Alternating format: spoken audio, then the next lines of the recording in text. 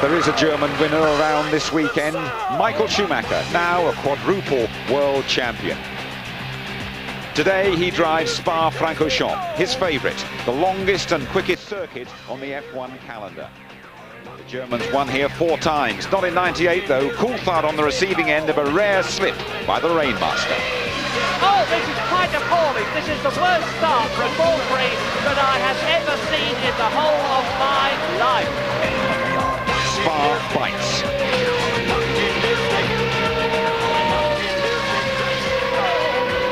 And it's Zonta in the other VAR. Well, this is quite appalling. There's no such thing as a small accident.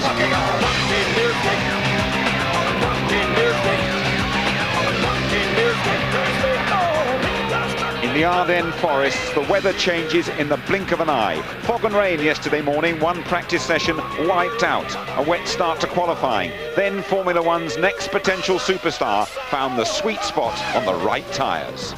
Surely this will easily be pole 3.5 seconds faster. Brilliant pole for Montoya. What's the weather going to do though? This is how it looks at the moment. It's getting cloudier and it's getting cooler, down to 15 degrees. Hello there. Welcome to the annual Spa guessing game. Don't ask me what the weather's going to do. I haven't got a clue. The only certainty is it will not stay the same. Welcome to Tony Jardine. Hi, Tony. And Mark Blundell. Now, Mark, you know this place very well indeed. You got your first World Championship point here. What chance of first F1 victory for Juan Pablo Montoya? A big chance. I mean, that was a big day for me back then, but I think Montoya's got a big opportunity here to win his first Grand Prix in his first year, and BMW Williams looks very strong around here. But if it stays dry, if it's wet, the Rainmaster will be there, believe me. You've been chatting to Montoya. What's his mood? He's casual. I mean, you know, the guy's super casual, really, so laid back. Everything is in the in his stride, and today's going to be no exception. Tony, race day at Spa, always a special one. It's a big carnival atmosphere, really. It's a must for the fans. They all come camping here, thousands of them from all over Europe. Great vantage points. 20 Dutch at our hotel last night, left at 5 o'clock this morning. They've got a waterproof dugout down at Pujon. They wouldn't miss it for the world. Okay, thank you, Tony. So then what drives Michael Schumacher? It's not the money. Latest estimates put his annual income at £99 million. That's around about $250,000 a day. So he's comfy. Producing the perfect season, though, for Ferrari, that's an unfulfilled ambition. He's going to have to help Rubens Barrichello on the way. This season may have brought Michael Schumacher and Ferrari a lot of joy, but it's brought its fair share of fear as well. The title is in the bag. While some drivers might cruise through the last 4 races, Schumacher is still on the ragged edge. He had a 180-mile-an-hour testing accident last week, and in Friday practice, this happened. It was not dissimilar to the incident in the rain with David Coulthard 3 years ago. But then the championship was at stake. Now he's on the limit because he knows no other way to drive. It's not that I have to push. You know, I'm a racing driver. That's a natural ability. I sit there and I want to push. And then I just enjoy myself. I keep saying that people may have a problem to believe this, but you know, it's not a 8-hour job. You go in the morning, hate doing what you do, and then you come back and see your family. It's the other way around for me. I hate when I have to go home sometimes because I want to keep driving, and that's the way I am. I don't think he knows any other way. I mean, he's spent his whole career pushing, so I think to change your approach is he just couldn't. He couldn't change his approach. He just knows how to compete. He knows how to drive as fast as he can, and I think it's the best thing for him. Schumacher identified Spa and Suzuka as the two races he wants to win, feeling that BMW Williams will be too powerful at Monza and Indianapolis. So finding himself third behind them on the grid here was not in his game plan. The Michelin situation looked to be in this special condition better. I mean, if we see a time gap of 2.6 seconds, I think that's much bigger than at any other time. One intriguing development this weekend was Schumacher's admission on Thursday that he is prepared to do whatever it takes to help teammate Rubens Barrichello finish second in the Drivers' Championship. There's limits to what we allowed to do and what we can do, so we will operate to this. It means also including letting him win if you have the possibility. Sure. With the championship decided, no one has anything to lose in the last 4 Grand Prix, so the racing will be fast and intense. Clearly, Schumacher plans to be right in the middle of it, as he has been throughout the year.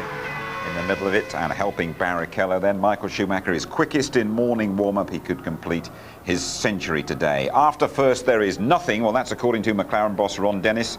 Barrichello and Ralf Schumacher are both in front of Coulthard on the grid. They could overtake him in the standings today. Hakkinen starting back in 7th. He has been on pole here for the last 3 years. Montoya is there this time.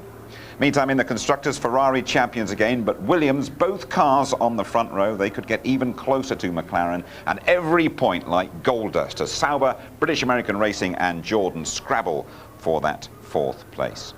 Right, let's review the qualifying hour. Nothing really happening for the first 20 minutes, and then, Tony, all about being on the right tyres at the right time. But also about Michael Schumacher and Spa, because the 10th time he's been here, he's never had pole position, which is unbelievable. He was trying very hard to do that. And for about the longest time, about 15, 20 minutes, he was out on intermediates and he was doing, 57s, then 56s, and he was the fastest guy out there. But they all knew that this track was drying. They all knew that they had to be out there in the dying seconds of this practice session and then going on to the dry weather tyres, which Schumacher did brilliantly, but he didn't have quite enough temperature in those tyres and he ended up in 3rd place on the grid behind the BMW Williamses. McLaren got it wrong, but the Williams, Montoya in particular, absolutely spot on. Montoya was fantastic. Williams' timing of the event was the greatest though for me, but they only had 2 options. The fact that they had the wet tyre or the dry tyre, the intermediate with the Michelin's not working. But Montoya sticks a lap together out the pits, which is good enough to put him up there. But the big thing for Montoya was his second lap. Second lap, heating the tyres, he knows where the track's good, bad or indifferent, pushes a little bit more. He was 15 kilometres quicker than Ralf Schumacher at the top of Eau Rouge. That's impressive. The guy's been hanging it out, and rightly so, he sits on pole position. And finishing 2.5 seconds clear of Michael Schumacher and setting that time as well, Mark, after 61 minutes of the session. There's no coming back from that, is there?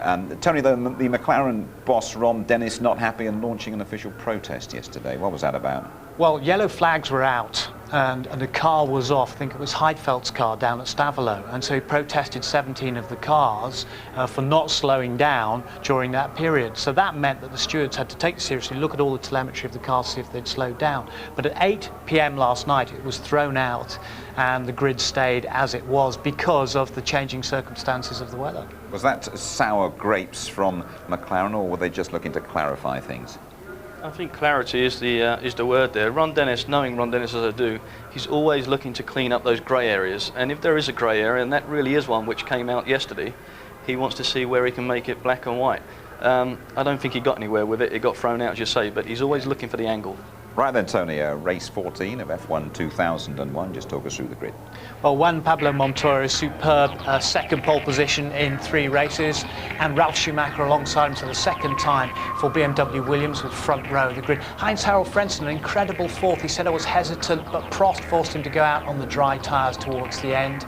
And Villeneuve, 6th place, that's his best in 14 races, great for him. Hakkinen out too early on the dry tyres, but Fisichella, best grid position for Benetton Renault this year. Coulthard radioed in for dry tyres, that was denied because of the yellow flags. De La Rosa out qualified Irvine again for the 4th successive race.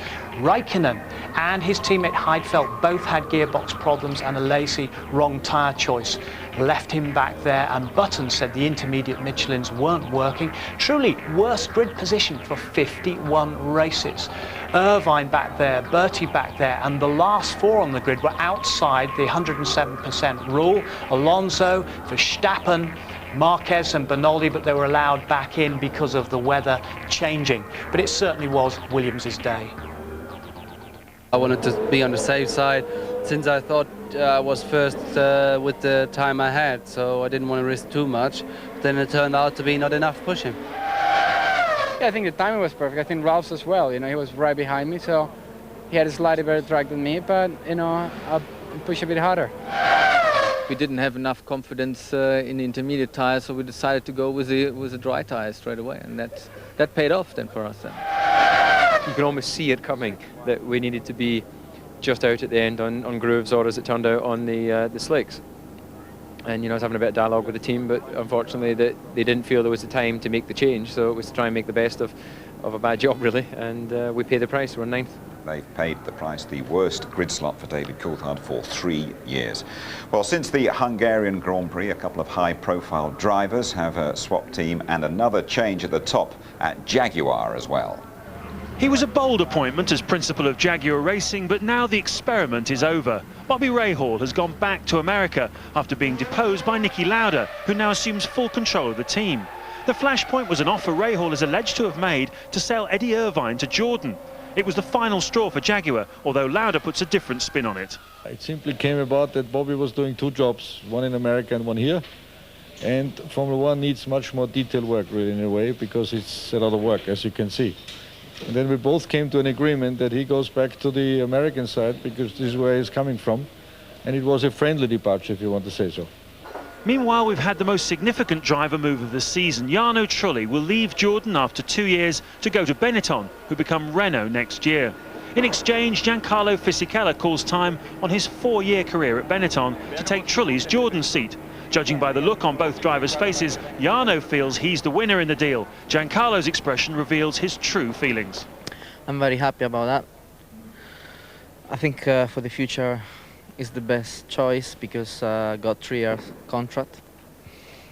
I'm a little bit disappointed to leave the Benetton team because after 4 years I was very happy to continue with them, but that's the life. Well, I had 2 great seasons at Jordan. It was a very positive experience for me, but I think I always look for something better. And I think Benetton in the future, I hope they will get better because they are back in Formula One to win, and they already won 2 championships with Benetton in the past. We need to get back to where we were, able to win races and be able to compete at the very highest level. And the key to all of that is, for me anyway, continuity.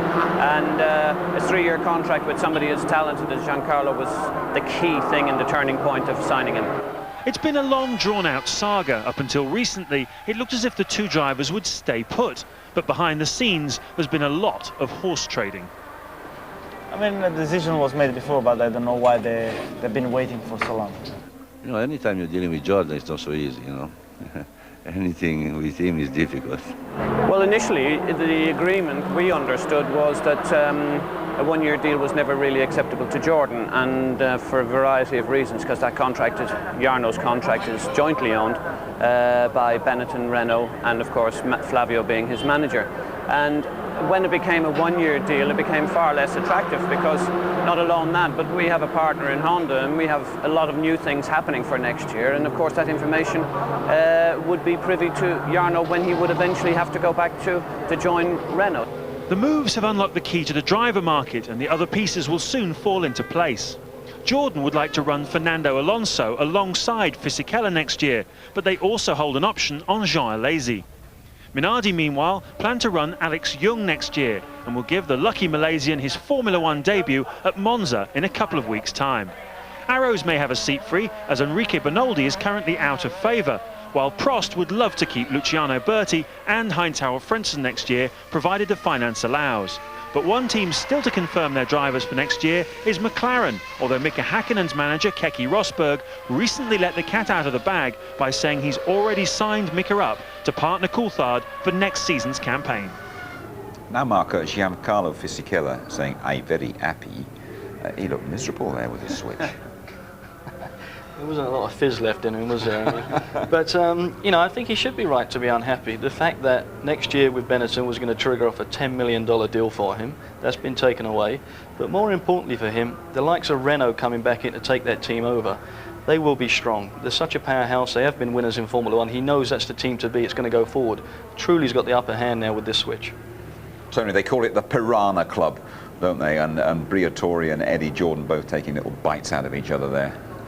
Well, Mark and I were talking about it earlier. I mean, Flavio Briatore almost corners the drive market controls part of it, because Trulli, Fisichella, Alonso, Webber, who's coming along, he controls that area. But what Eddie was saying there is Honda basically do not want to keep Trulli on for just that 1 year. And the rumour is that Honda are coming in with some very different technology for next year, quite a different engine, so they want to keep that to themselves. Just a word about Jaguar. You've worked with Niki Lauda, and can he pull the team round? Because I felt that Bobby Rahal wasn't doing a bad job there.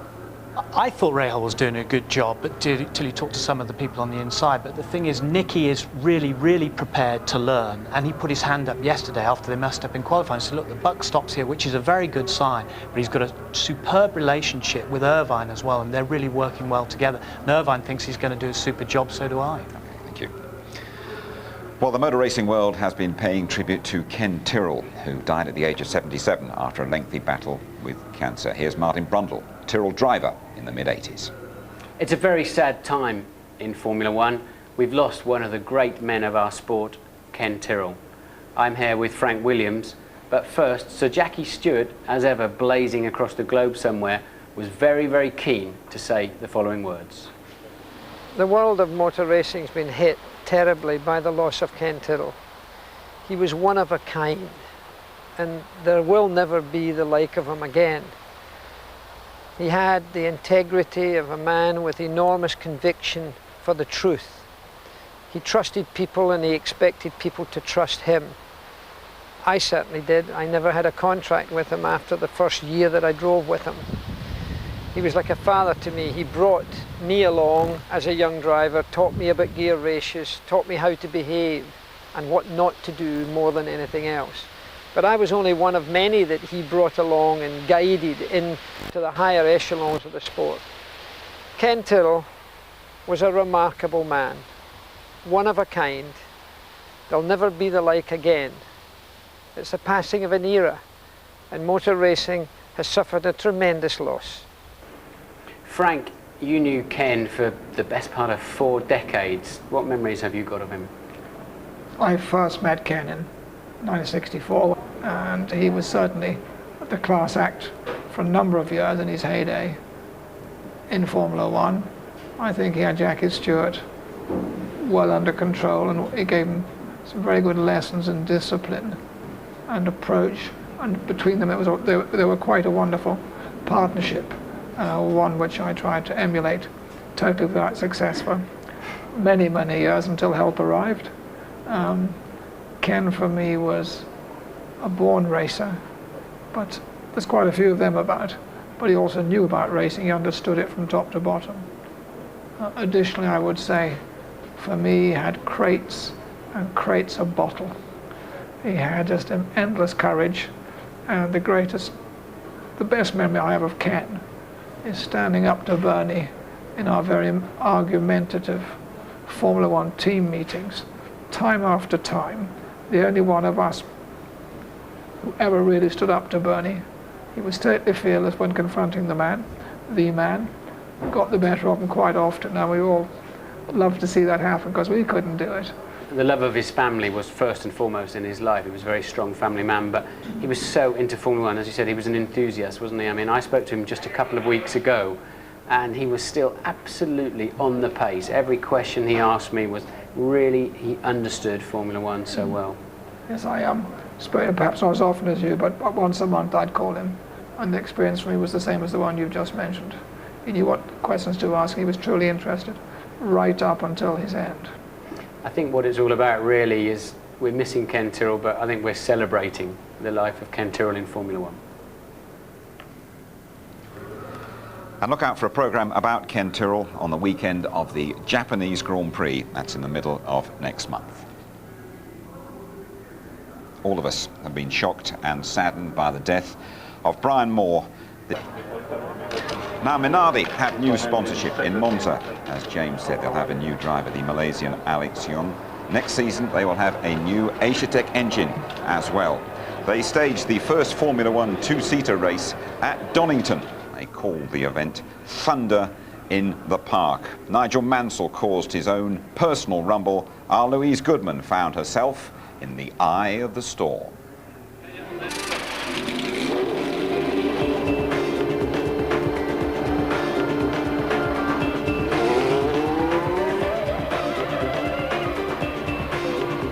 The European Minardi team had no less than 5 two-seater Formula One cars at Donington, and the day certainly met with a roar of approval from the lucky fans who got to experience the thrill of Formula One firsthand. That was Just awesome. amazing, absolutely phenomenal. Businessman Jonathan Frost bid $55,000 in a charity auction for his chance to ride 2 up in a Formula One car, and Frost had a very special driver, former world champion Nigel Mansell. True to form, Mansell didn't spare the horses. Unbeknownst to his passenger though, he hadn't seen anything yet. As always, the ITV Formula One pit crew were on hand to cast a watchful eye over the proceedings, but this time the job was a bit more hands-on than usual. That was unbelievable. You know, I hope you're feeling fit, because I've just done 3 laps and I'm absolutely creamy crackered. And you've got 12 coming up. Why? So it's physical. It's really physical. The G-forces on your neck, you know, we talk about them week in, week out on the telly, but you know, until you actually feel them, massive loads either side through the Craner curves, huge on the brakes, and once they get racing, you know, and they're trying a little bit harder and everything else, I think it's very physical indeed, Lou. It's a rolling start and history is being made over the line. 5 two-seaters. The first Formula One two-seater race into Redgate, the first corner. Then on to the Craner curves. Tarso Marquez leads from Brazil. Now we're riding with Nigel Mansell. 2 cars ahead of him as he comes out of Coppice down the long straight. That's Jonathan Frost. He paid £30,000 to be there and he's enjoying it. But now Paul Stoddart leads in the only red car. Watch it. Nigel Mansell going through on the inside. And he takes the lead as Tarso Marquez pulls out of the race, and he's on fire. His passenger is literally having a hot seat. Last corner coming up. Alonso leads, Mansell challenging. Stoddart is in 3rd place, and it's surely going to be Alonso winning the race. Oh, look at that! Look at that! And Mansell looked perfectly all right. They were very, very lucky indeed. They being Fernando Alonso and me in the back of his car. Front of us just slowed right up coming out the corner. Thankfully nobody was hurt in the accident, but in my experience the podium was a much more dangerous place. It was a day to remember in many ways. I've got this little souvenir of my Formula One experience. You've already put 1 mark on it. I'm just wondering if you want my mark? That's your time. Put your official one on it as well for me. That hurt me, that picture on the podium. Bit of a surprise. He normally finds the right end of the champagne bottle, isn't he, Louise? But you were there, Tony. Quite an eventful day by the sound of it. I mean, she had a lump the size of an egg on the back of her head from that one. It was a real big hit, but we were very, very lucky because I sat in the driver's briefing with Nigel and Paul Stoddart, all the drivers, and you had to put on a show for the public. That's what it was about, but a controlled show. And what Fernando did, basically, with Louise in the back, he came round and realised, saw the checkered flag there, and eased off, backed off too early. Nigel, with the big prize winner in the back there, the man who paid $55,000, Jonathan Frost, right over the top. I was right there on the start-finish line with the film crews, and we feared the worst. The day had gone so beautifully, so brilliant. Look at this. Nigel had nowhere to go. And Louise said this huge black thing just came over the top of me, and everyone was fine. Paul Stoddart had Singer Kellis. They see him going off to the grass just in front of us, and he was declared the winner from the previous lap. Well, he got a flying ride for his money, I suppose, didn't he? But old habits dying hard with Nigel, or what? Nothing changes, Jim, does it? I mean, you know, wherever Nigel is in the cockpit of a race car, it's going to be dramatic. And Somehow I don't think that plan worked though, did it? I think it was going to be preempted that he was supposed to win that race and it didn't go according to plan, but it all looked a little bit avoidable to me at that speed. Yes, well, we can actually have a word with Nigel because he's paying us a flying visit here at the Belgian Grand Prix, and he's taken time out to chat to an old pal.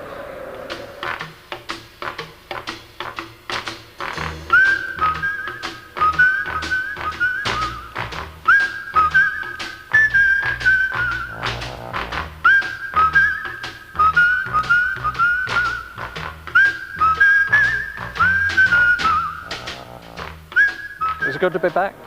Yeah, it's great to be back. It's fabulous, and everyone in the pit lane. It's just, I think the astounding thing for me is, because I race for a lot of teams over a number of years, is a lot of the engineers are spread out throughout the whole pit lane. Yeah. So I go to a team not expecting to know too many yes. people, and all of a sudden Ferrari, there's old Williams, engineers. Exactly. McLaren, Yeah, it's everywhere wonderful. you go. Wonderful.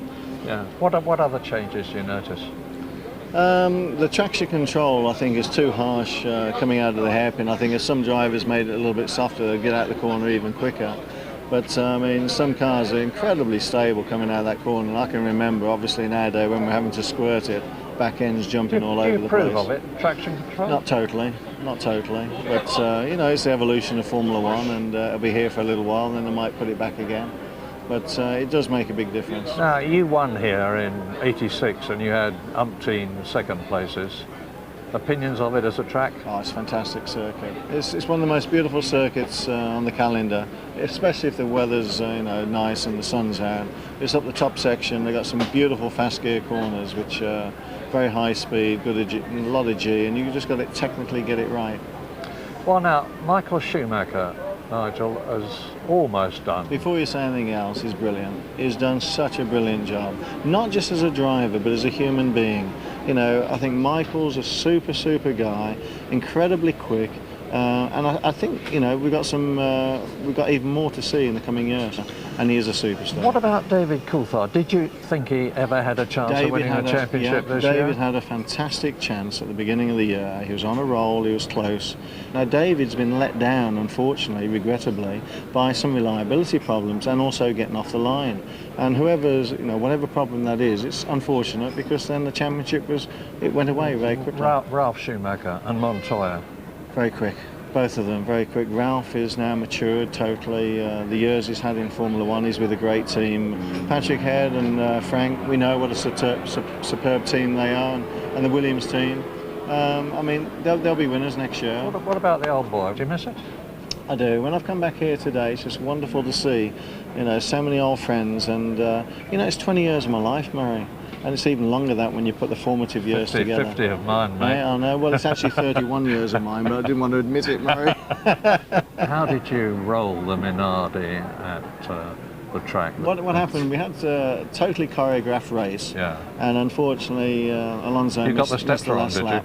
No, I didn't actually. I think the driver in front shouldn't have been where he was, but that wasn't a problem. But when he came out the last corner and saw the checkered flag, he realised, I shouldn't have been here, and he backed right off and maybe brakes a little bit. You were supposed to win, were you? And no, you were going to win, Paul Stoddard you were going to win anyway. No, it's all choreographed, mate. I said during the race, I said if Nigel Mansell's playing shove halfpenny with his children, he's got to win.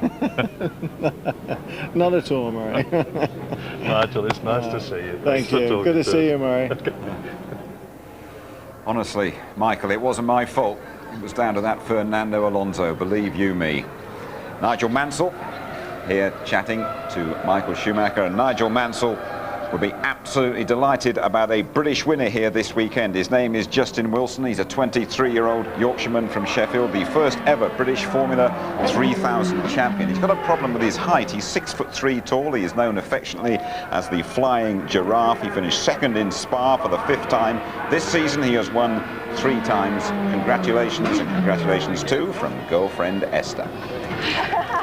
Feels great so far, but I'm sure it'll be a while before it really sinks in.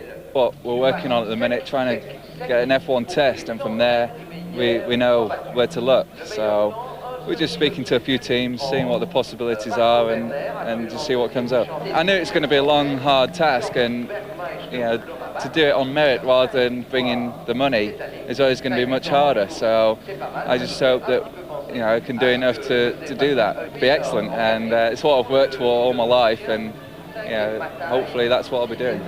Well done, Justin Wilson. I understand that Eddie Jordan will give him a test later this month. When you rejoin us, we'll be driving Spa, all 22 corners, almost 4.5 miles round, top speed 200 miles an hour, plus Martin's grid walk.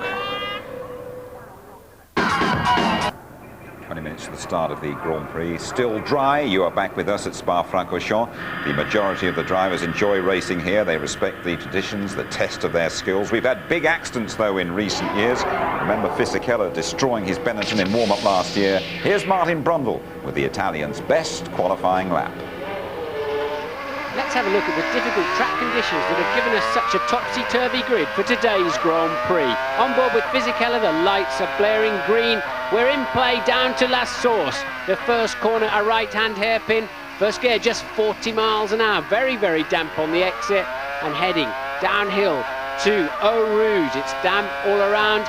What will Fisichella make of this? About 175 miles an hour in these conditions. A little confidence lift at the foot of the hill and over Radion, now just following that very narrow dry strip as accurately as he can as he makes the long haul up to Les Combes. Seems forever, doesn't it? 185 miles an hour, braking gingerly into Les Combes. Switch to the left, stay as left as you can. Malmedy corner, very slippery on the exit. Fisichella playing the throttle nice and smoothly. Downhill now. No braking problems, just 60 miles an hour through this long apex. Over to the right immediately, the left sweeper, about 95 miles an hour. You build speed quite easily as you head down to Pouhon. About 130 miles an hour on the way in. Long time before he hit the throttle, but then he hit it very hard, building speed quickly towards the Fagnes chicane. Down to just 85 miles an hour. Even downshifting can be a problem in these conditions. Stay left. Be careful of that curb on the right. This time around, the white painted lines will be treacherous. You're heading towards Stavelot to join the old part of the racetrack. Again, quite gingerly applying the throttle and a long sweeping right and left-hander before Blanchimont, building up to over 190 miles an hour. The end of the lap is soon upon us. Not a hint of a lift through there. Amazing driving from Fisichella, total confidence, and now the bus stop. The cones on the left prevent you from taking too much of the curb. Sweeping through the exit is bumpy. It'll be very, very slippery this afternoon. Red lights are on, the session is over. Fisichella in the top 10. 20 years ago, Grand Prix weather forecasting was about as sophisticated as this. But times have changed. These days the teams are prepared to spend up to £20,000 a weekend on sophisticated weather forecasting facilities. After all, knowing when and where it might rain could win them the race. As we've already seen this weekend, Spa has notoriously unpredictable weather patterns, but specialist company RaceMet are able to make precise predictions from a mobile meteorological unit near the track. The primary weather search radar is what we're looking at the moment. That's got all the video data for each circuit that we work at, and we can track the weather in from about 2 hours away if it's significant rain, and here at Spa it starts locally anyway, so we can give the team a few surprises as well and tell them there's a shower only about 2 minutes away. It pops up that quickly, but we can see it all happening as it happens and give a team the up-to-date picture of the weather as it's hitting them. Leading on from that and giving us the background information, we've got 3 satellite receivers running through the right-hand screen, and then the left one, when the radios are working from Hamburg, we can tune into all the significant weather data that is being transmitted from there. From that we can see where the weather's coming from and how intense it's going to be. How precise can you be at Spa? Because it's notoriously difficult to predict what's happening here. To the minute. In any given part of the circuit, to the exact minute. We can tell you what time the rain will start, how heavy the rain will be, and what time the rain will stop at any given location. Well, the weather's always unpredictable here at Spa, and that means it's a lottery for the teams. Which way do they go on race strategy? 1 stop, 2 stops, how much fuel to put in the car? And usually there's a safety car as well. If we do get rain this afternoon, we're going to see these kind of tyres. This is an intermediate for a drying track, quite shallow as you can see, and this is a full wet tyre. These things are truly amazing. They will displace 4 of them on one car on a single lap of Spa-Francorchamps. They'll displace 12,000 litres of water. That's equivalent to filling 2 family cars full of water or 25,000 pints of beer. Just look at them shifting that water. No wonder visibility's bad when you follow another car. Now, for most of this season, Michelin wets have been behind Bridgestone, but recently they've made a big step forward. But their intermediate tyre is still 2 seconds a lap behind the Bridgestone. So Williams would like it to either stay dry today or chuck it down. Anything in between, they could be in trouble. Well, the forecast has told us he can be precise to the minute. You want to know the exact forecast, so do we. No joy, I'm afraid. The teams pay big money for that sort of information. But I have just been told it is starting to drizzle on certain parts of the track. Tony, remember last year? Mika Häkkinen, one of the greatest overtaking manoeuvres, well, certainly of last season. One or two other people said of all time. It does rate up there with all time. Some of the great manoeuvres, I would say, of Mansell on Senna in '91 in Spain, for example. This is incredible at 200 miles per hour. Not just the bravery required, the precision required. And there was Zonta caught in the middle. Luckily, he held ground. And he was like a sort of rabbit startled in the headlights. These two cars went either side of him. Where the hell did they come from? And that got him the win. He'd been hunting down Michael Schumacher. Häkkinen had spun earlier in the race, but look at this. The precision and brake is absolutely awesome. And just slipped in front of Schumacher under braking for a look. It was brilliant. You'd have settled for one like that, wouldn't you? Oh, certainly. Very impressive indeed. But Zonta, to me, was like a London cabbie getting split by two courier riders on bikes. Yes, I think he went a bit ashen when that happened to him. I don't think he saw either of them coming.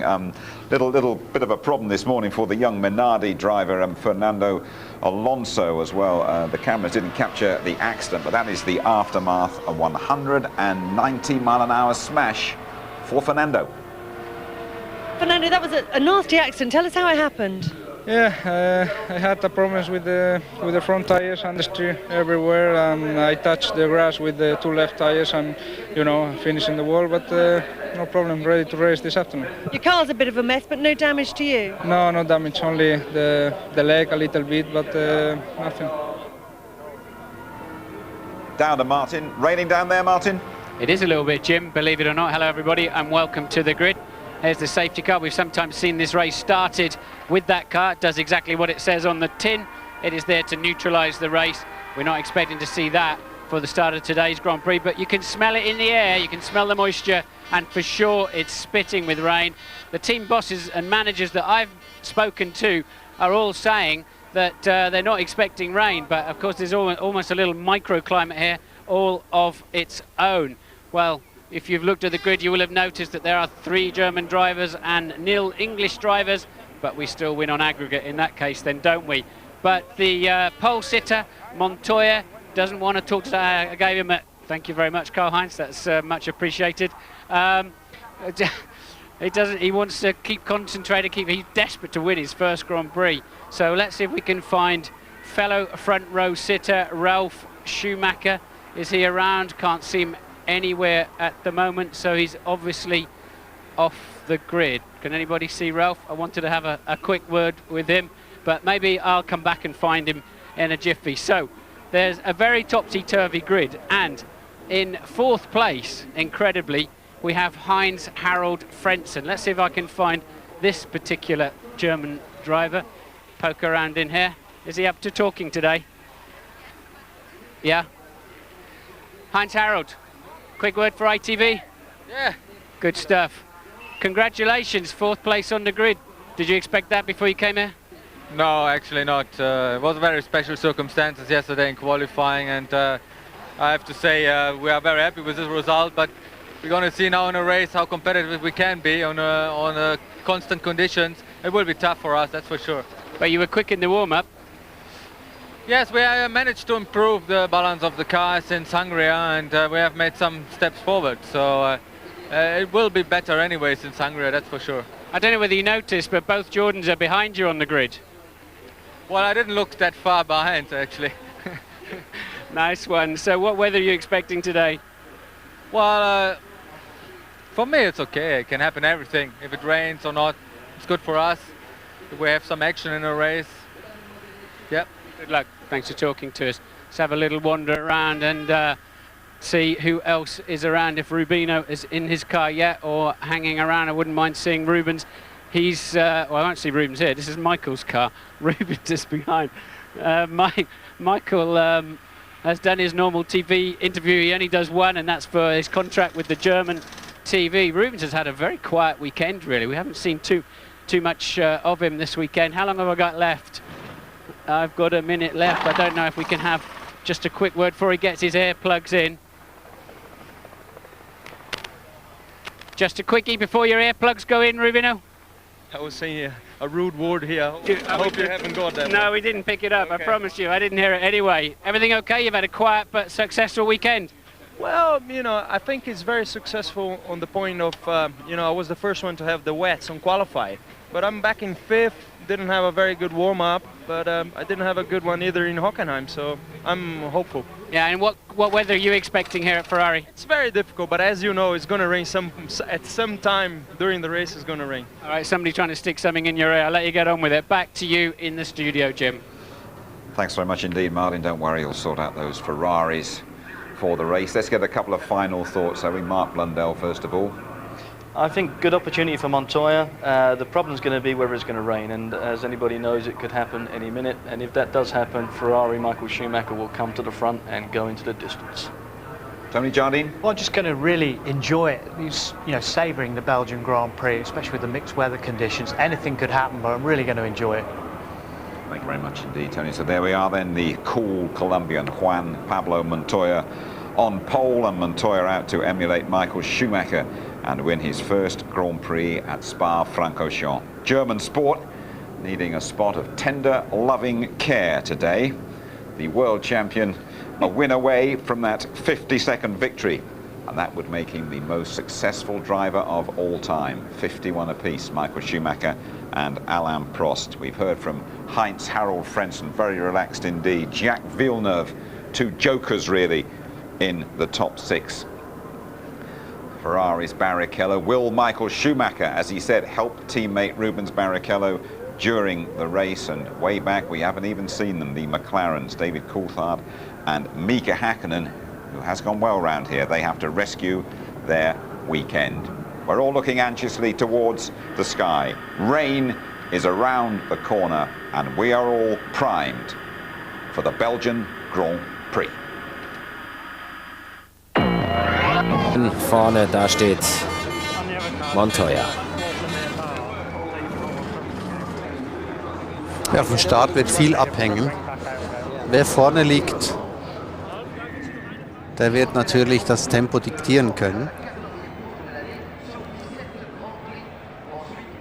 Somit ist die Lasurs trotz allem, wird das Rennen zwar da nicht gewonnen, aber eine Vorentscheidung ist es allemal. David Coulthard hat hier auch schon gewonnen. Damals gab es einen Doppelsieg vor Mika Häkkinen. Allerdings war der Finne derjenige, der noch um die WM fuhr. Damals hieß es, wieso habt ihr da nicht getauscht? Wie auch immer, man macht es immer falsch. Von Joe Ramirez gibt es den Helm, dem Teamkoordinator von McLaren. Hört auf in Indianapolis, bekam als Geschenk eine Harley Davidson von Ron Dennis und Co. geschenkt. Und wir gehen mal von Silber zu Rot. Hier ist der Chefstratege, Sie kennen ihn, Ross Brawn. Yeah, Ross, the grid positions are very interesting today. What do you expect from BMW, especially from Michelin, after the under the current conditions? Difficult to judge. I mean, we didn't see, I believe they're using their soft tyre. We didn't see it operate fully over a number of laps. Sie verwenden, glaube ich, die weichen Reifen jetzt. Und auf eine Runde waren die immer sehr schnell, aber ob die wirklich halten, das wissen wir nicht. Vielleicht haben die dann ein paar schwierige Runden und wir können vorbeikommen, das hoffen wir auf jeden Fall. Aber wir wissen es nicht. Wir sind nicht sicher, wie gut sie sein werden. Und wie sieht es aus mit Rubens? Ist er jetzt die wichtigste Person in ihrer Strategie? Nicht unbedingt, nein. Aber wenn sie das Rennen so ergibt, dass wir ihm helfen können, werden wir es natürlich tun. Aber wir haben hier keine speziellen Pläne dafür, für Rubens. Aber wir schauen mal, wie es läuft. Wenn Michael vor ihm liegt, werden sie dann die Position ändern? Ja, wenn es passt, auf jeden Fall, was für das Team am besten ist. Rubens soll Zweiter werden, ganz klar. Das wäre natürlich sehr, sehr schön. Denn wir wollen natürlich hier für beide gut abschneiden. Ross Brawn hat eigentlich immer gute Aussagen parat. Auch hier bestätigt er, was wir heute Morgen festgestellt haben, nämlich, dass wir ja und die auch nicht wissen, wie gut der Michelin auf längere Distanz geht, ja. Das ist der aktuelle Wetterwert. Das ist ja schon mal um 100% wärmer als heute Morgen. Da hat man gerade mal 7 Grad. Als ich zur Strecke kam, waren es 4. Es war eiskalt und da ich mit dem Fahrrad kam, habe ich es gespürt. Ja, manche fahren mit dem Hubschrauber, manche mit dem Mietwagen und manche mit dem Fahrrad. Ja, manchmal kann der Hubschrauber auch nicht fliegen, deswegen habe ich das Fahrrad genommen. Ja. Das haben wir am Samstagmorgen erlebt, wenn Sie dabei gewesen sind. Die freien Trainings wurden nun 5 mal 15 Minuten verschoben. Also man wird auf Slicks, sprich Rillenreifen, natürlich starten. Da wird keiner etwas anderes wählen. Dazu ist es zu trocken oder diese paar Regentropfen.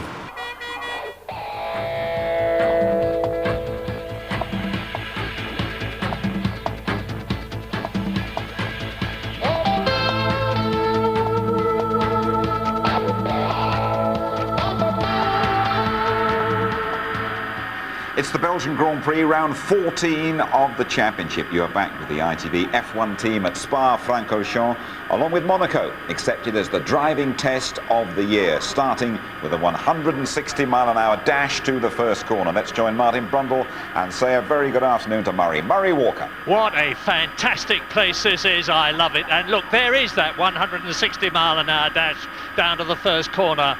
Last source, hairpin bend, second gear, 35 miles an hour, and let us hope and pray that there is not a gigantic pile-up after that first corner, as there was in 1998 when David Coulthard slid sideways on the track on the descent to Eau Rouge, and 13 of the 22 cars piled up. Because if there isn't, it's going to be absolutely fabulous, because as a result of yesterday's weather, where it started wet for qualifying and then dried out, we've got all sorts of people in places on the grid we don't expect to see them. He's not one of them. Michael Schumacher's third on the grid, behind the superb Juan Pablo Montoya and his brother Michael in the Williams. But you've seen Martin talking to Heinz-Harald Frentzen, fourth on the grid in the Prost. Amazing, but he's gone very well today in the warm-up, sixth fastest. Mika Häkkinen, 7th on the grid. David Coulthard, 9th on the grid. Down there in 12th position is Kimi Räikkönen, who was 3rd fastest this morning, knows this Spa circuit very well. Nick Heidfeld, his teammate in the other Sauber, who's been doing so well this season, is down in 14th place. And Jarno Trulli, who started 2nd on the grid next to Mika Häkkinen last year, is down in 16th position. So there's going to be some fantastic, we hope, carving through the field by midfield and tail enders. This is a track where you can overtake, Murray, if you've got some speed through Eau Rouge and getting the slipstream on the long climb up to the Le Coumbe chicane. You can pass cars here, and also if you're brave into the bus stop, there's a few tears shed there usually at some point through the Grand Prix here. What they have to be careful of is that first corner. Everybody concertinas up the inside. You can go down the outside. Occasionally then you get caught up in the incidents. And often we have a spinner on the exit as they're over anxious to get on the power, to get down to Eau Rouge for the first time. I'm assuming with traction control, we're likely to see less of that this afternoon than we would normally see here. But occasionally you can also lose the car on the way in there. The momentum starts and you don't collect it up. So it's going to be a strange afternoon, strange qualifying session. Remember, they only had 45 minutes of running yesterday morning before qualifying. That's why it's so topsy-turvy, and we have to assume, as you say, some drivers will be coming through the field. This man, Michael Schumacher, started 16th and won the race, passing 15 others, including myself, with a certain amount of ease. He was stunning that day, absolutely stunning, and I have to say, in this morning's warm-up, he looked more committed, more comfortable than any other driver did Michael Schumacher. Ralph Dent, 2nd on the grid. He will not want to be outperformed again by Montoya this afternoon. No, indeed he won't. And let's just make this point straight away. That BMW engine behind Montoya, sitting in the grid, concentrating there on his start, as Gilles Villeneuve did, that Jacques' father, one year I remember at Monza. The race was stopped and restarted, and he sat in the car for 15 minutes just looking stoically ahead. Do not break the concentration. Well, it's being broken now. Off come the tyre warmers. Those tyres are too hot to put your hand on now.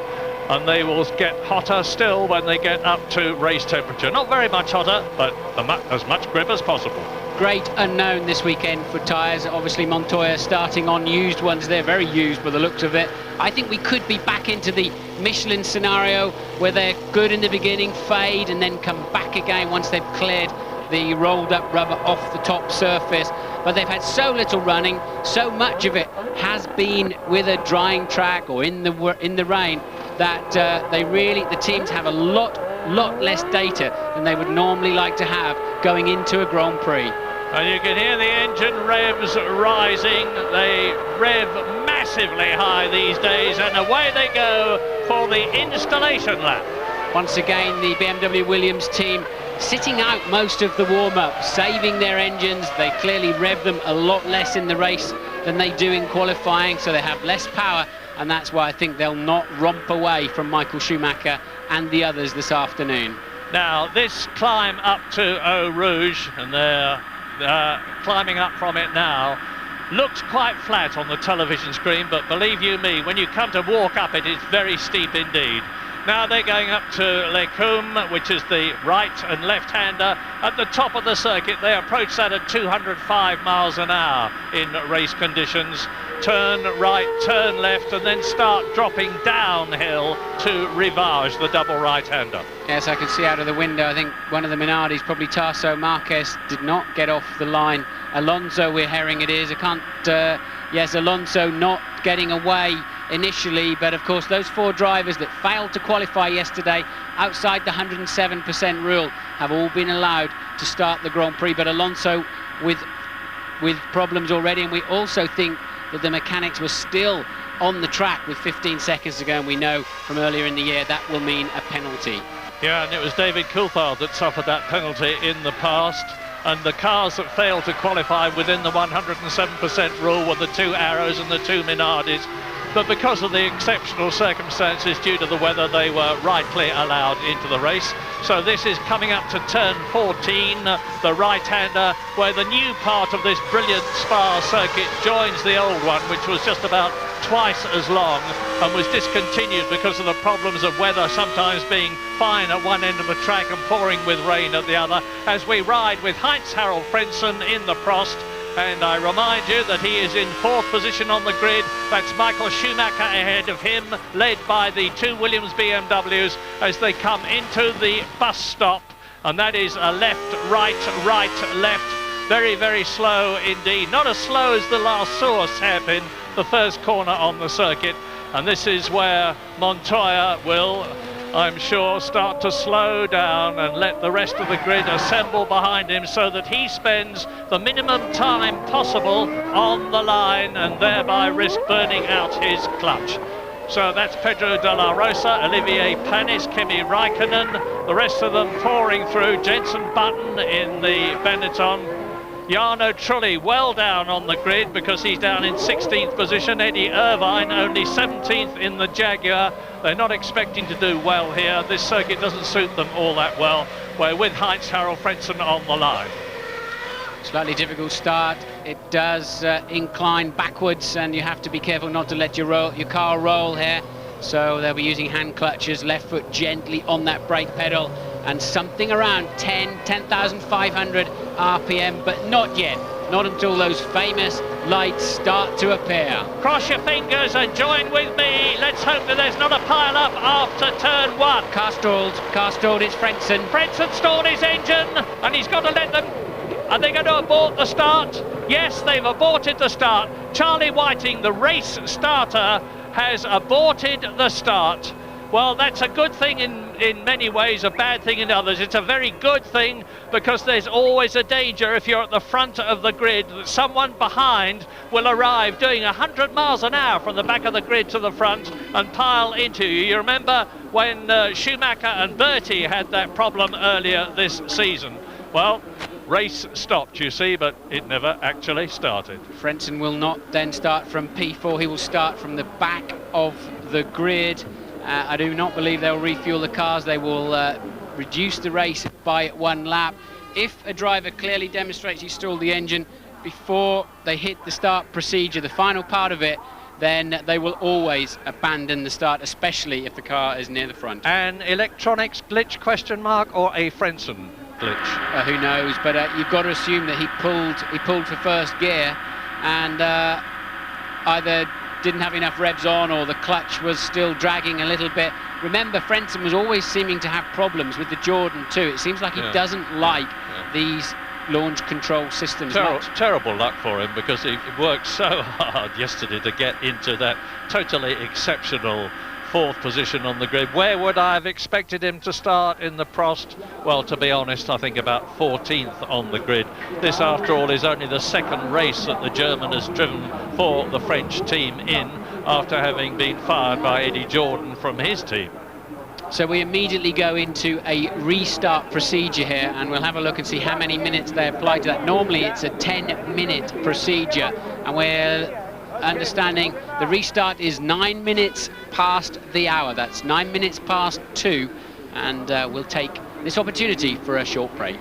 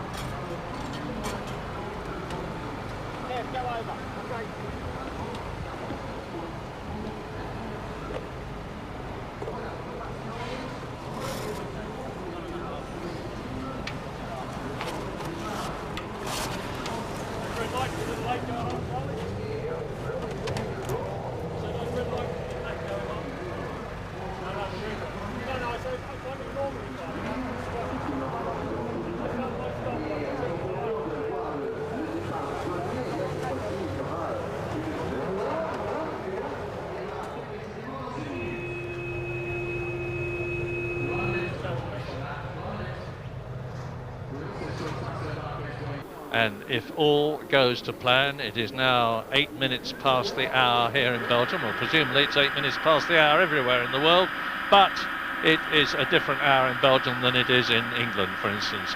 And there should be just about 45 seconds to go now before the second start, or the second attempt at a start, after Heinz-Harald Frentzen somehow succeeded in stalling the Ferrari, the Petronas badged, the Ferrari engine in his Prost. The Petronas, of course, is in the Sauber. And there is Montoya waving his hand as they take the tyre warmers away. Now there are 25 seconds to go officially to the attempt to get this race going. Montoya getting a bit agitated there. I think he felt that they weren't clearing his car, and the yellow flags are waving because we think Montoya has stalled the engine. No. So Montoya then, now we know why he was getting agitated. The car has no motor running at this time. What will they do with this? He will have to start from the back of the grid. They did not hold Frentzen back. That's strange. Maybe Frentzen will go to the back of the grid, but why have they not? Normally they hold, mind you, there's no space really for the cars to go around, so they probably briefed Frentzen to go to the back of the grid, and so will Montoya. So number 1 man and number 4 man on the grid. Men will have to start from the very back, and it is, as you say, Murray, on a curve. You can't even see the start lights from some of those grid positions way back there. And Schumacher benefits. Which Schumacher? Both of them. Because Ralf Schumacher is now effectively in pole position, and brother Michael in the Ferrari is now effectively in 2nd position on the grid. And I know that Michael was pretty happy about his Bridgestone tyres yesterday. He said, I'm the Bridgestone pole position man. That was Montoya, and my heart goes out to him. He's starting, or was due to start, from the 2nd time. There we are, there he's waving his hands on this replay. My engine has gone. Well, he probably wishes it had gone altogether now after the frustration of that, but it had left him temporarily. Well, he's got enough speed to do something. I mean, it's bad for him, but it's good for us watching this race. This is going to be an interesting Grand Prix this afternoon, no doubt about it. And there then is Frentzen, who has fallen to the back. I think they didn't hold him on the grid because it's so narrow here, and especially with Montoya stalled on the grid as well. That was a smart move, so they let Frentzen go, but he's clearly been briefed, and he should know anyway.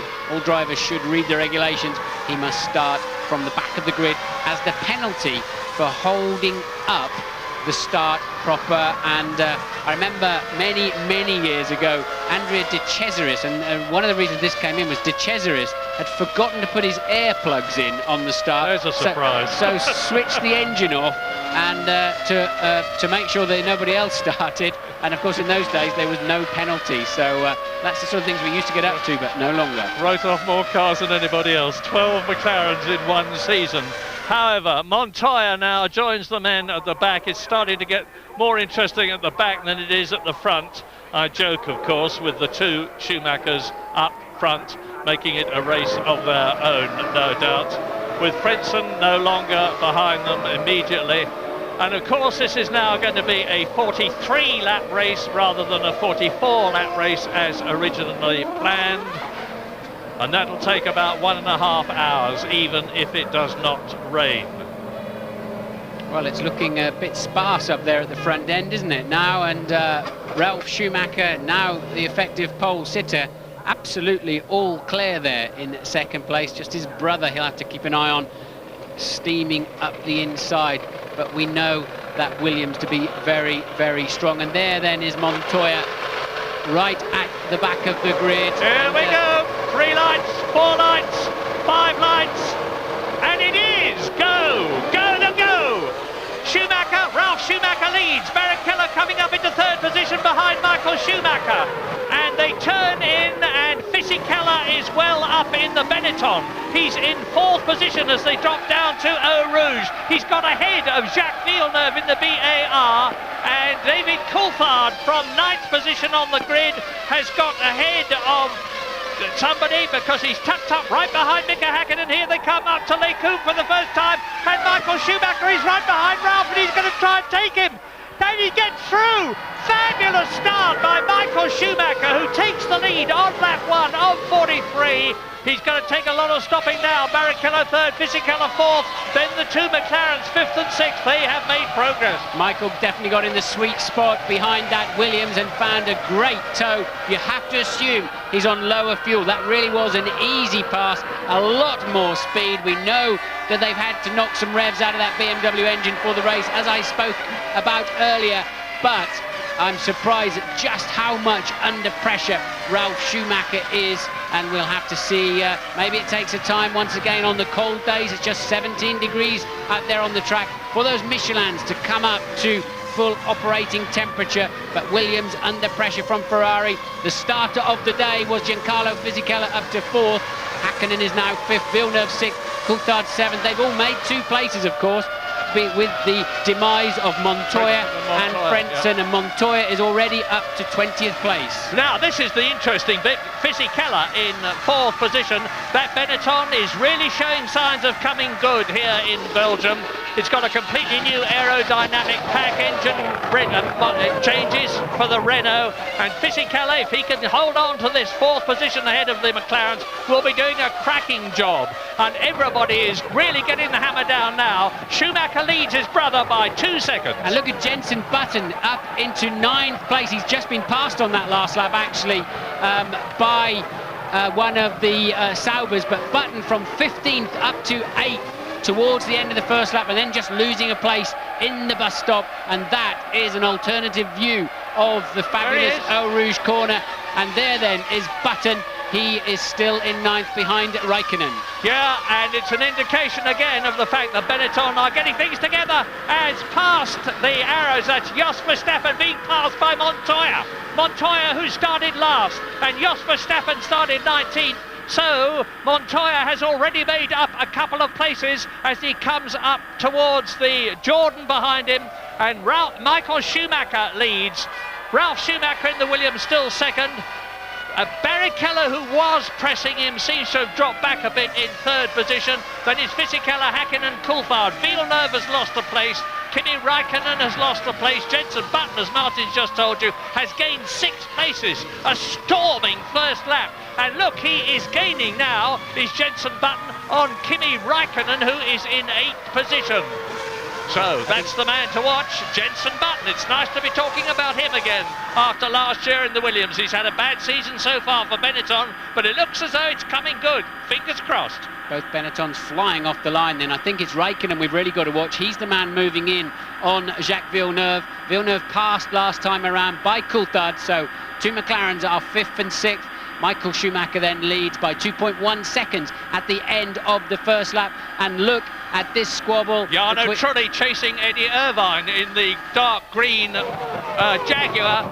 And right up amongst them too is Olivier Panis coming through behind Pedro de la Rosa, who is in 10th position.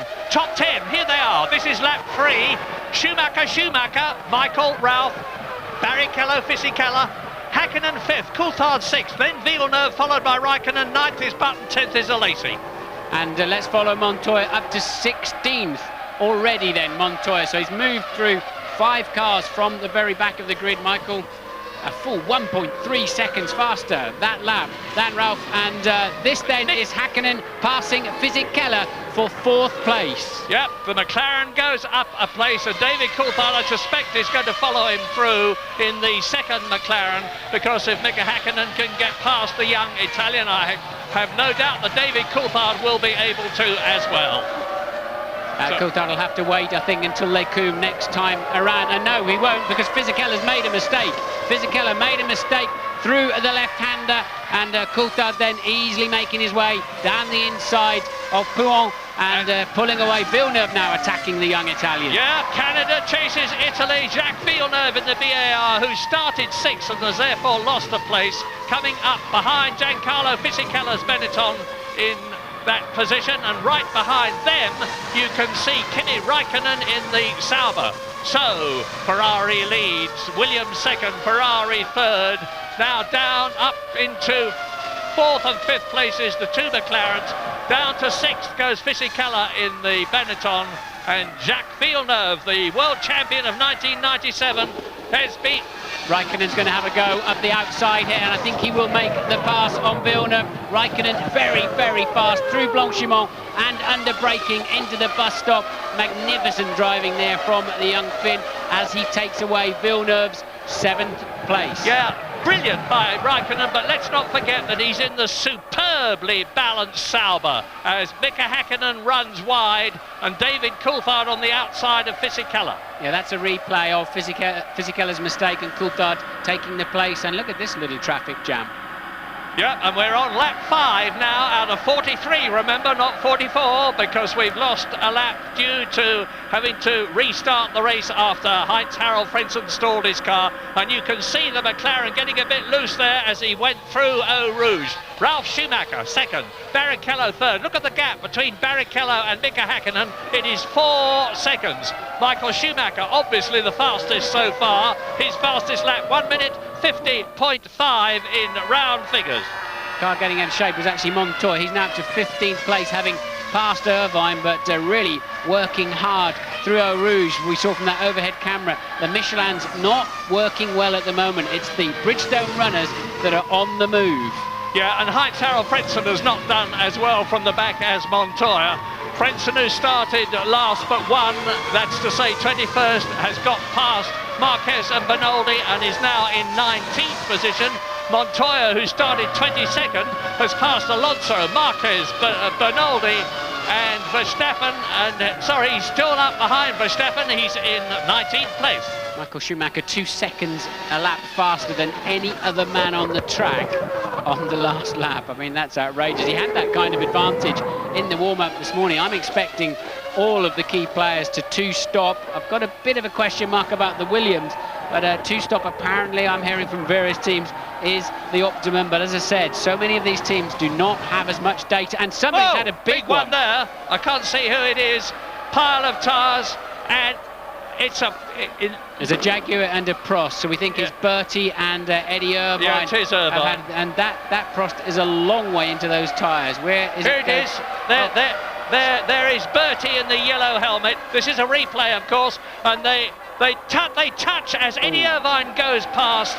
Bertie loses it, goes over the grass into the gravel trap in the Prost. That is a nasty accident, Murray. I'm not looking forward to this thing connecting, because that is on the way into Blanchimont. That is 190 miles an hour. Ooh. And I wouldn't be surprised if they don't have to red flag this race. That is not a good... There's no good accidents. That is a bad incident there for Luciano Berti. That is top speed, spearing straight into the tyre barriers, and I'm not happy with that one.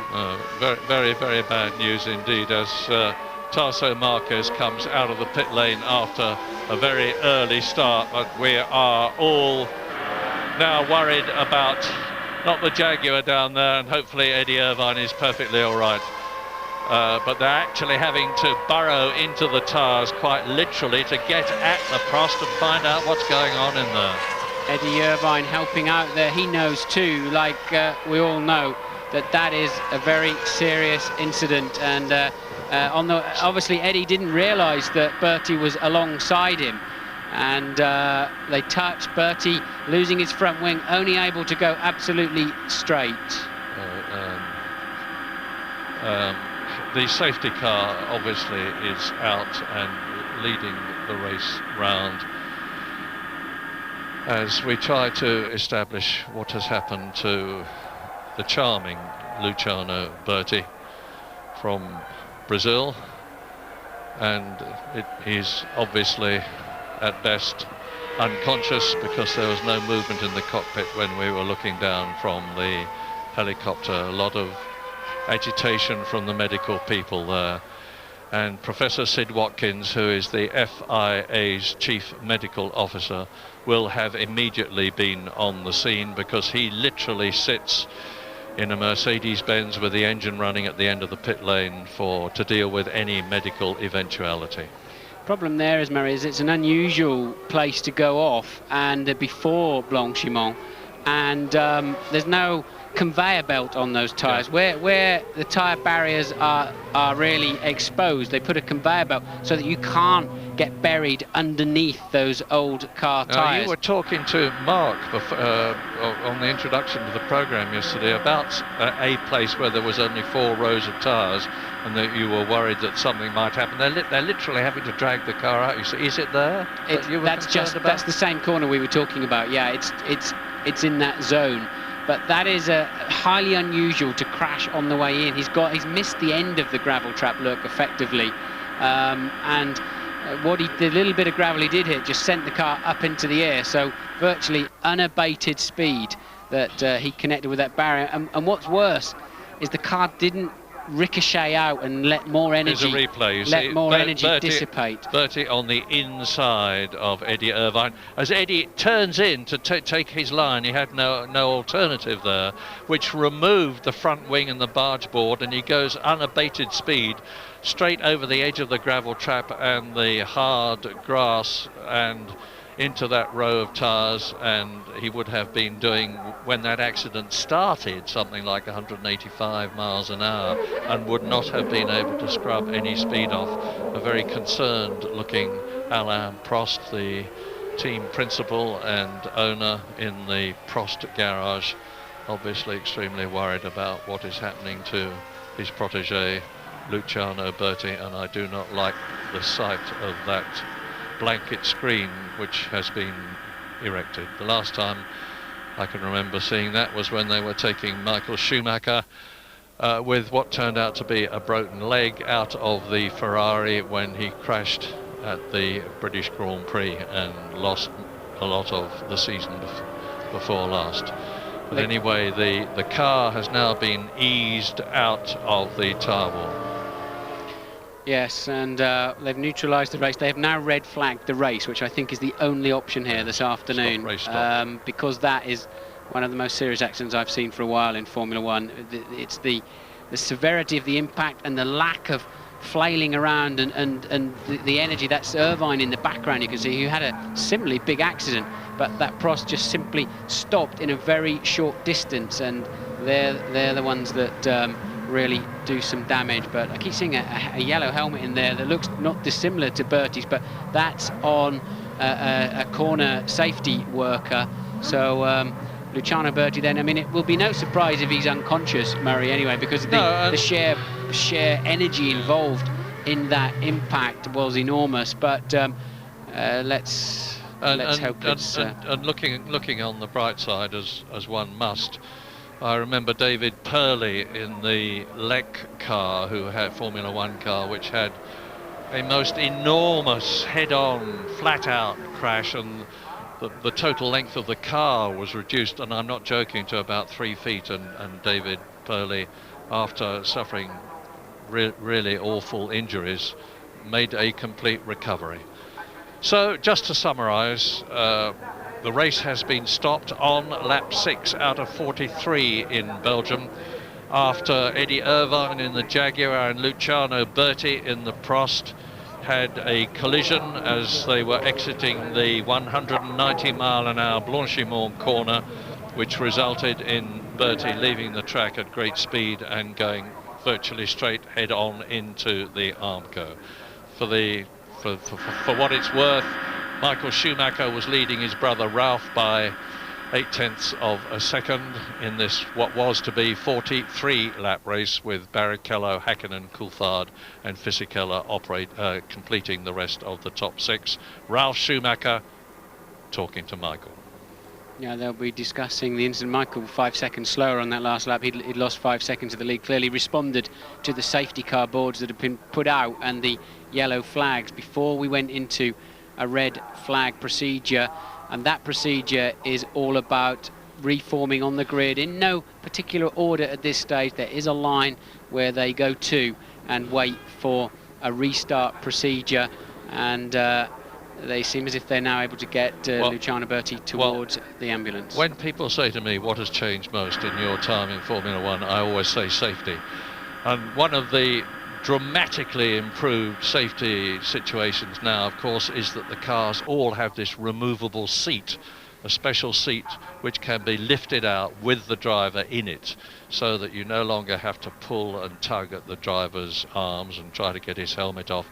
All the necessary splints and things will have been put into position, and then Berti will have been lifted out of the car, and it looked to me as though he had been lifted out of the car and was being put into the ambulance on that last shot we saw, and that is Kimi Räikkönen running in, because his car was stopped, has been stopped in the loop after turn 22, and turn 22 is the bus stop, so Kimi Räikkönen for some reason running in as the stretcher there is carried away.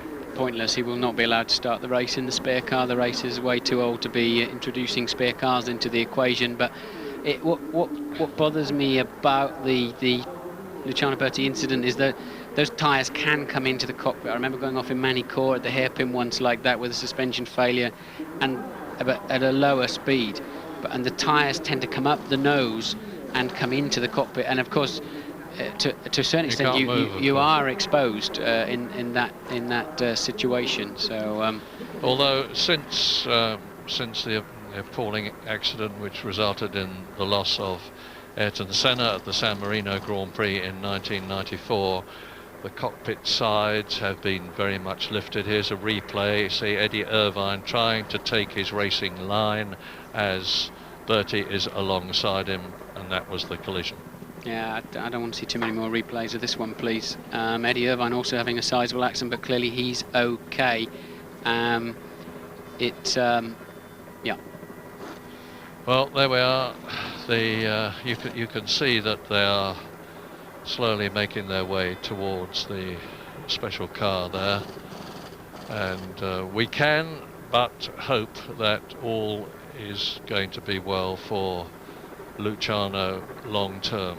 He had a dramatic enough season before this, because he started off with Jaguar, of course, and then lost his place in the Jaguar team and was seconded to the Prost team.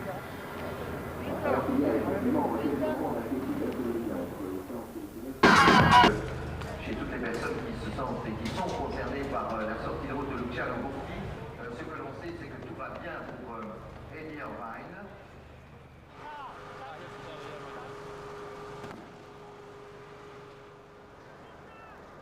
Et Alain Prost a déjà conversé avec l'un des médecins, le docteur Pontus, qui est venu donner des nouvelles à Alain Prost. Le manager de l'écurie, le propriétaire de sa propre écurie, bien entendu, dont les essais s'étaient particulièrement bien déroulés pour Heinz-Harald Frenzen, puis il avait posé des problèmes, Heinz-Harald Frenzen, puis maintenant c'est Luciano Berti, un week-end difficile pour Alain Prost et ses hommes.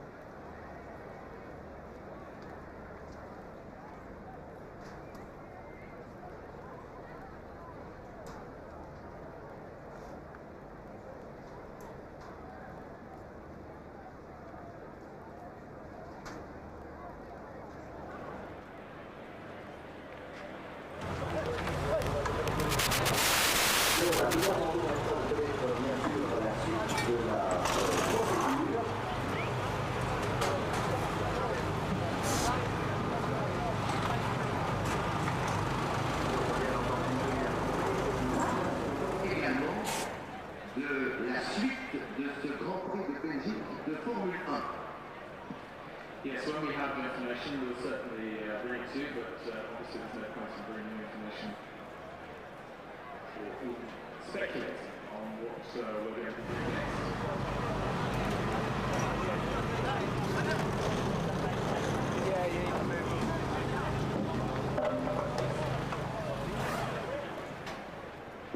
But wir müssen abwarten,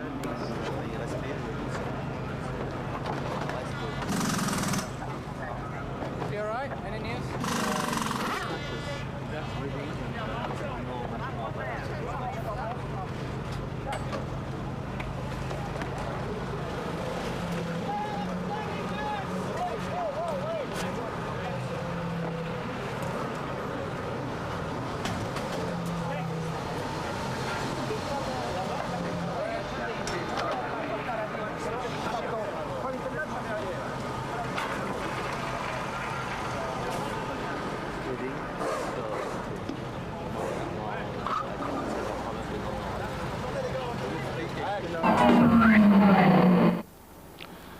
You see the scene of the Luciano Berti Eddie Irvine accident on the exit to Blanchimont, and Louise Goodman is in the pits. Yes, I'm down in the Prost area in the pit lane few worried faces behind you, as you can imagine. I can tell you, though, I've spoken to a member of the team, and initial reports from race control suggest that Bertie is okay. Now, there was no further report beyond that. We don't know exactly what okay is, but that's the first news that we have.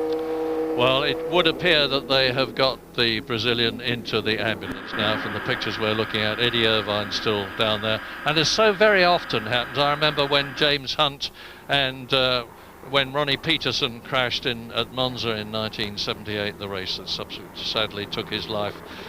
James Hunt was very much involved in getting him in the car. Racing drivers have to exhibit powers of leadership, and it's very obvious that that is what Eddie Irvine is doing. He's getting involved, and rightly so, in finding out what is happening.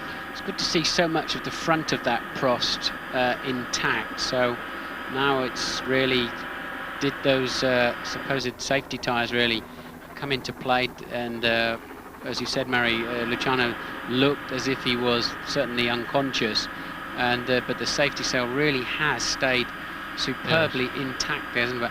I don't think Eddie Irvine has any blame at all in that incident. I don't believe he knew that Luciano Berti was coming around the outside of him, and there is a left curve before Blanchimont itself, and I think he was just taking the normal racing line. It wasn't a blocking incident. It was I think he just really hadn't quite clocked that Luciano got a run on him down the outside there. So I don't think Eddie Irvine has, in my view, any blame there, but there's a better shot of the Prost, and you can see the nose intact, so it's really just a question of did anything ingress into the cockpit. that Marshall incidentally is not having fun. He's not having a free ride. He needs to sit on the nose of the car, because obviously with the front wheels and the suspension removed and the engine at the back of the car, it would slide down out of the crane sling if something wasn't done to counterbalance it. And it's quite usual and traditional for marshals to do exactly what he has done. Now, of course, while we wait for the restart time to be confirmed, I can tell you that the pit lane exit has been closed, so there's no question of anybody getting on the course. We have to wait while the tyre wall is laboriously rebuilt. As you can see, there are batches of 9 tyres which are literally band-aid together. Some of them have been broken up, but normally the organisers have got spare batches in reserve so that they can be slotted in. But look, you see, he went off at the apex of the gravel there, and he went in where it's a very good thing that he didn't go in just a few yards later, because there was only 1 row of tyres.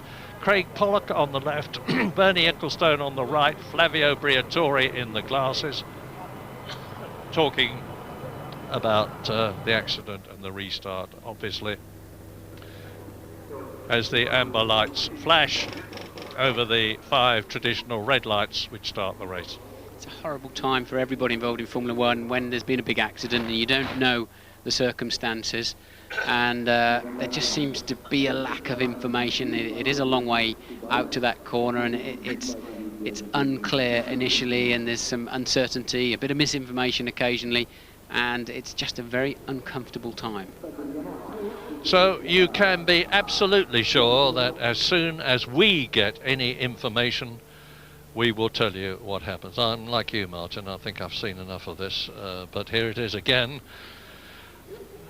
And Bertie continues across that very narrow section of the gravel trap. Look, you see about 10 yards further on, and there would not have been 3 rows of tyres there. The 9 tyre depth in all, there would have been at best 2 and probably 1. And those are the shattered remains of the Prost, and you can see what a colossal hit it took, with the radiators torn off, with the front suspension torn off both sides. That's Willy Rampf on the left, who is the Sauber designer, Jackie Eckelart, who is one of the race engineers. Michael Schumacher getting back into the car. I don't know why at the moment, because we still have no restart time. He's obviously checking out something inside the Ferrari, but the safety belts are being done up. Matter of interest, the driver cannot do up his own safety belt satisfactorily. The mechanics have to do it for him, because terrific tension has to be put on them to retain the driver, and that's one of the things that hopefully will have helped Luciano Berti, because he will have been, like all of them, very, very tightly strapped indeed into the Prost, with a belt over his right thigh, his left thigh, round his waist, over each shoulder. They come to a common junction and a common release mechanism. Louise, what's the news? Well, I'm just standing in the pit lane with Nicky Lauda. Eddie Irvine has just come back in the safety car and walked through the garage to the truck, but he did have a word with Nicky on the way through. Nicky, what did he have to tell you? He says Luciano is conscious, which is very good after this incredible impact, and now they're going to check him out in the hospital, but it looks not as bad as it did look before. Did Eddie give you any more information about how the accident happened? No, I mean, it was easy to see in the television. He was on the inside, and then they both collided with that high speed, and then Luciano just went off into the wall, basically. Thanks, Nicky. That's good news then.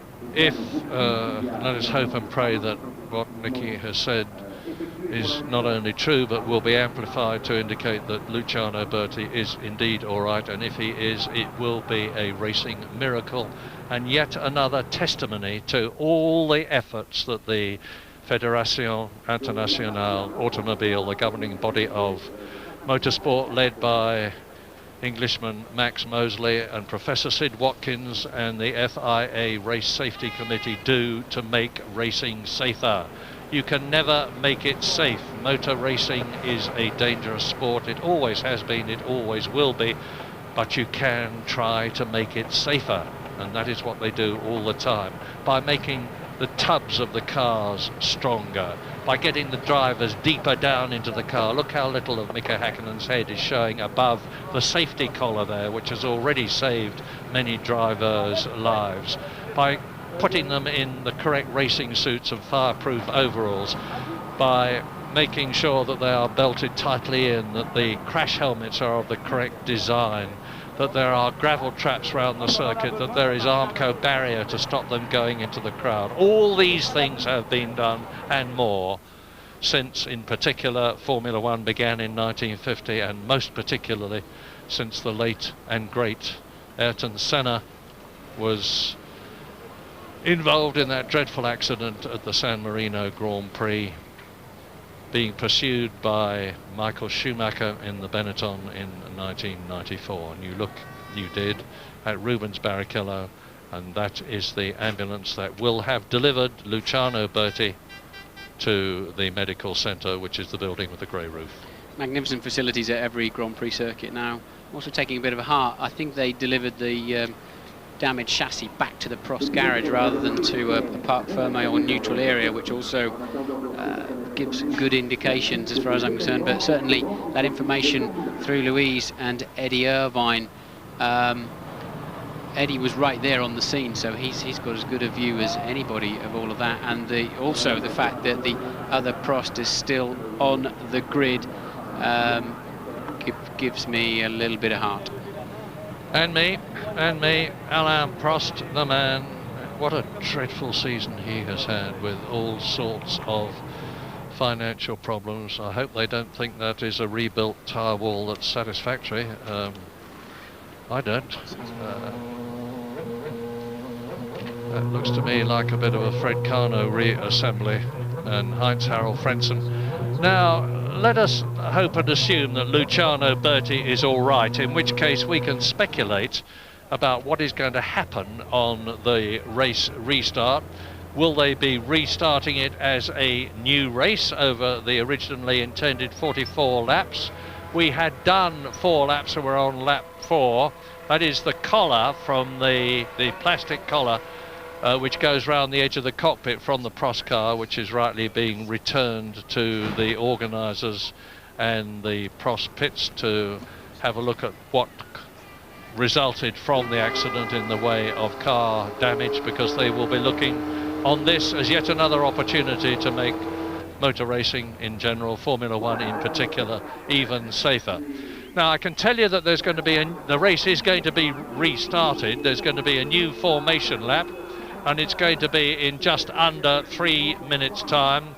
Bernie Ecclestone consults with, or rather talks to, Ralf Schumacher and tells him what the form is. We will be back.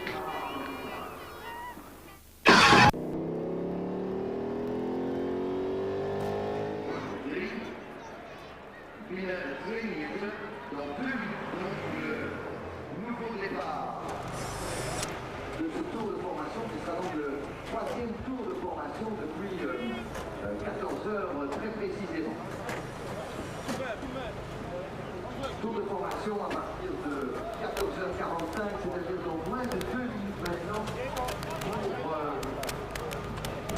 ce nouveau départ du Grand Prix de Belgique de Formule 1. Die Rennleitung hat entschieden, in wenigen Minuten um 14:45 Uhr wird ein Neustart gegeben, also eine neue Aufwärmrunde und dann anschließend eine neue Start.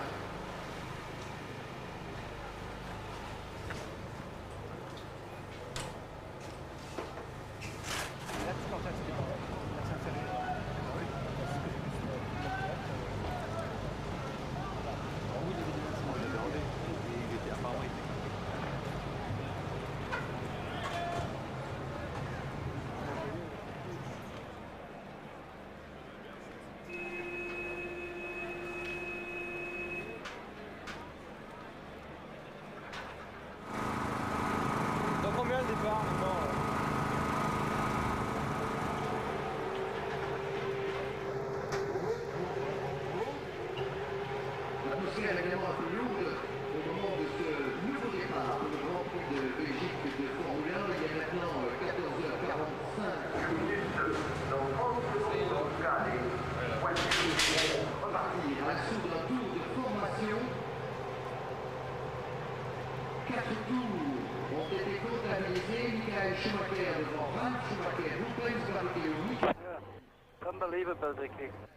Great. Thank you.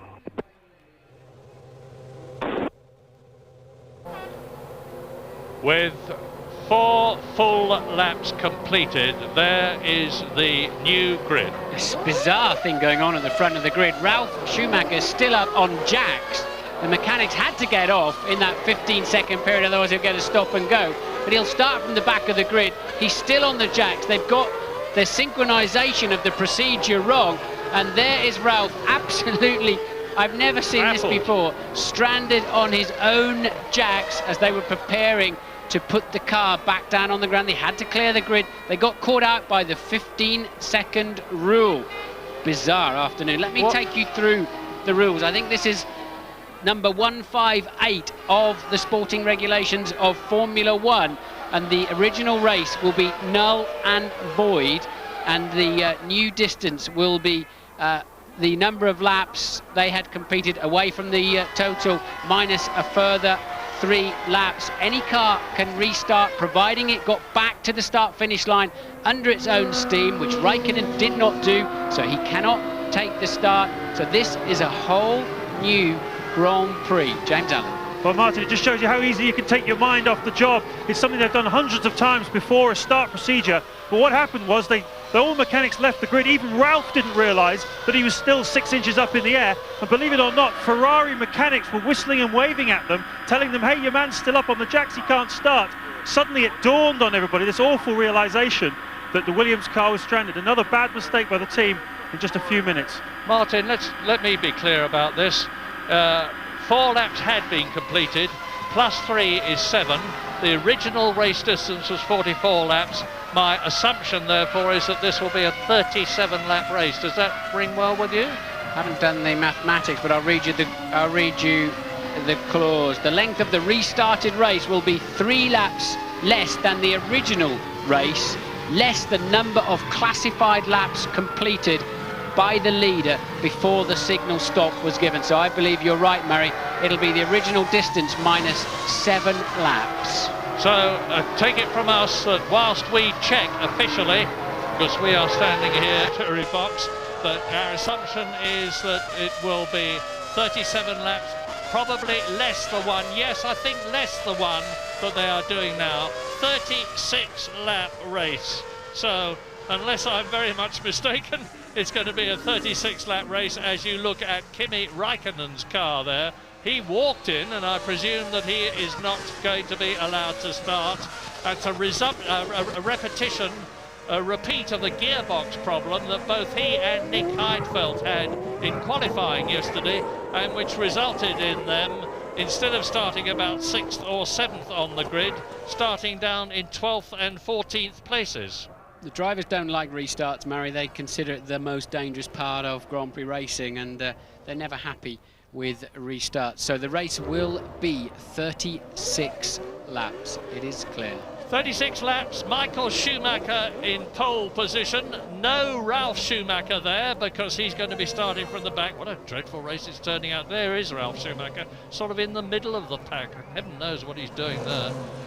Michael Schumacher up front. There is Mika Häkkinen. He's going to be 4th. He's got a clear run. He's on the right of your picture, on the left of the grid, therefore. So here we go again for 36 laps, and it's go again. Schumacher leads, Barrichello up behind him, and Fisichella making a storming start. Incredible start. Up into 2nd position ahead of Barrichello in the Benetton, and Montoya runs wide and is taken by about half a dozen cars. I think Button had a stonking start again as well. We've got a damaged Sauber, now we've got a damaged Jaguar as well, with a clumsy mistake by Della Rosa. But I think we've got 2 Benettons well up front, both McLarens slow away, and Michael Schumacher then an easy lead. Who's next? It is Fisichella. Look at Button up in 4th place, under attack from Coulthard. Coulthard takes away Button's place. Magnificent start again from those 2 Benettons. Schumacher, Fisichella, Barrichello in 3rd position. The 2 Ferraris 1st and 3rd. Behind them is the McLaren of David Coulthard, it looks like to me. Check on that. As Michael Schumacher streaks away in the... But look at this, Benettons in 2nd and 5th places after the season that they have had. And that is Fisichella, pursued by Rubens Barrichello, then the McLaren, and then the 2nd McLaren. So it's David Coulthard, and touring in the Sauber of Nick Heidfeld, who started down in 12th position. As you look at Fisichella, Barrichello, then the McLaren coming through to complete the 1st lap in this restarted race, which is going to be 36 laps long. Race leader, Schumacher, Fisichella, Barrichello, up into the bus stop. Barrichello having a look at the back of the Benetton. Is he going to try and come through at the bus stop? No, but Fisichella chops him off, and into and out of the bus stop they go now. Through to complete the lap, and Button holds his position. Michael Schumacher is now on lap 6 because that is the situation. Remember, they had already done 4 laps, and the race order now: Schumacher, Barrichello, Ferrari, and our screens go blank. This is turning out to be a pretty trying afternoon for all sorts of people, especially Nick Heidfeld, who is out of the race. So both Saubers are missing now. Kimi Räikkönen did not restart. Nick Heidfeld is out of the race. Michael Schumacher is through, and this is the battle for 2nd. Yes, and there you see the 2 Williams towards the back of the field. That will be for about 12th and 13th place, I would guess. We've got no data up here at the moment. After their different traumas, Montoya stalling in the 1st race, and Ralf being jacked up and stranded for the 2nd race. I believe also Häkkinen has passed Jenson Button. So we've got a McLaren 3rd and 4th now. Sorry, it's going to be 4th and 5th, isn't it? Well, I had thought I'd seen it all, but I have never seen anything like this. I've never seen a grid with a car with all 4 wheels off the ground as the rest of them leave. And here is the battle for 2nd. Fisichella pursued by Barrichello, with Michael Schumacher out on his own in front. Then the 2 McLarens of Häkkinen and David Coulthard, and that is Barrichello. It's Coulthard and Häkkinen and Montoya out. Will he ever win a Grand Prix? He was absolutely sensational yesterday in qualifying for yet another pole position. He just cannot get to the end of a Grand Prix. You know, these modern engines, so highly stressed and overheated, are very, very sensitive and delicate. And of course, they've started and then started again, and then started again.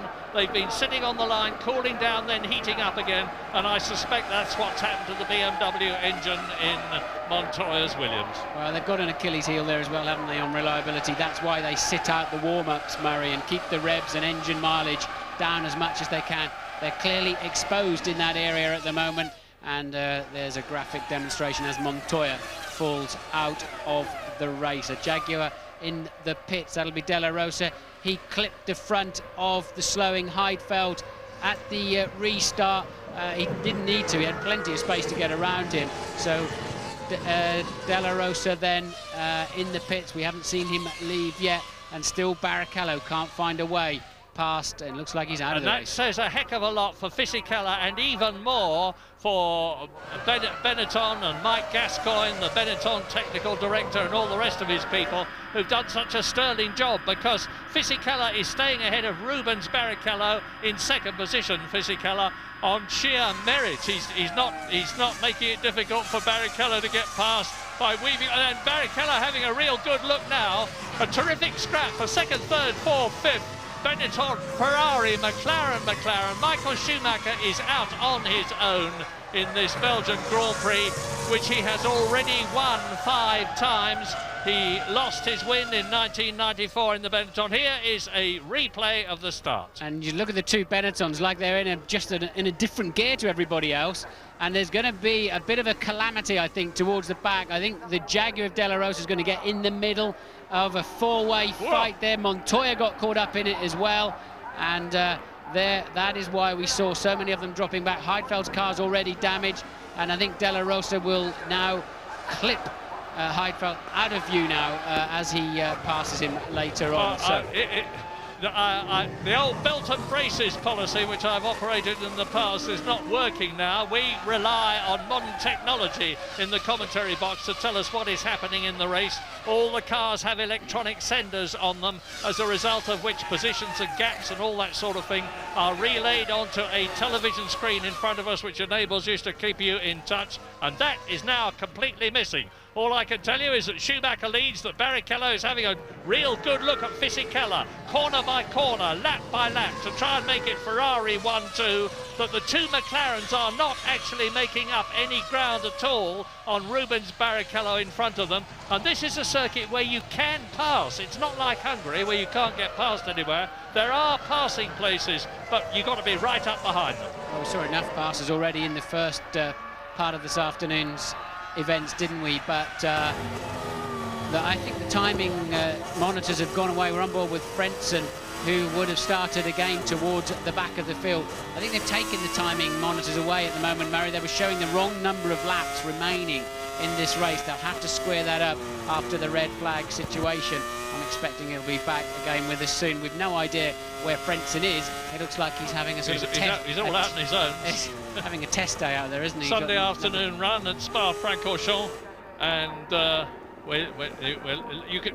those brown marks on the circuit, incidentally, are from the plank underneath the cars. They all have a composition plank underneath, and if it is rubbed too much and reduces the ride height of the car too much, they can be excluded, and it was for that very reason that Michael Schumacher was excluded and lost his race win in 1994 in the Benetton. So there's the good news. We've now done 4 laps of this 36-lap race, which was originally going to be 44 laps.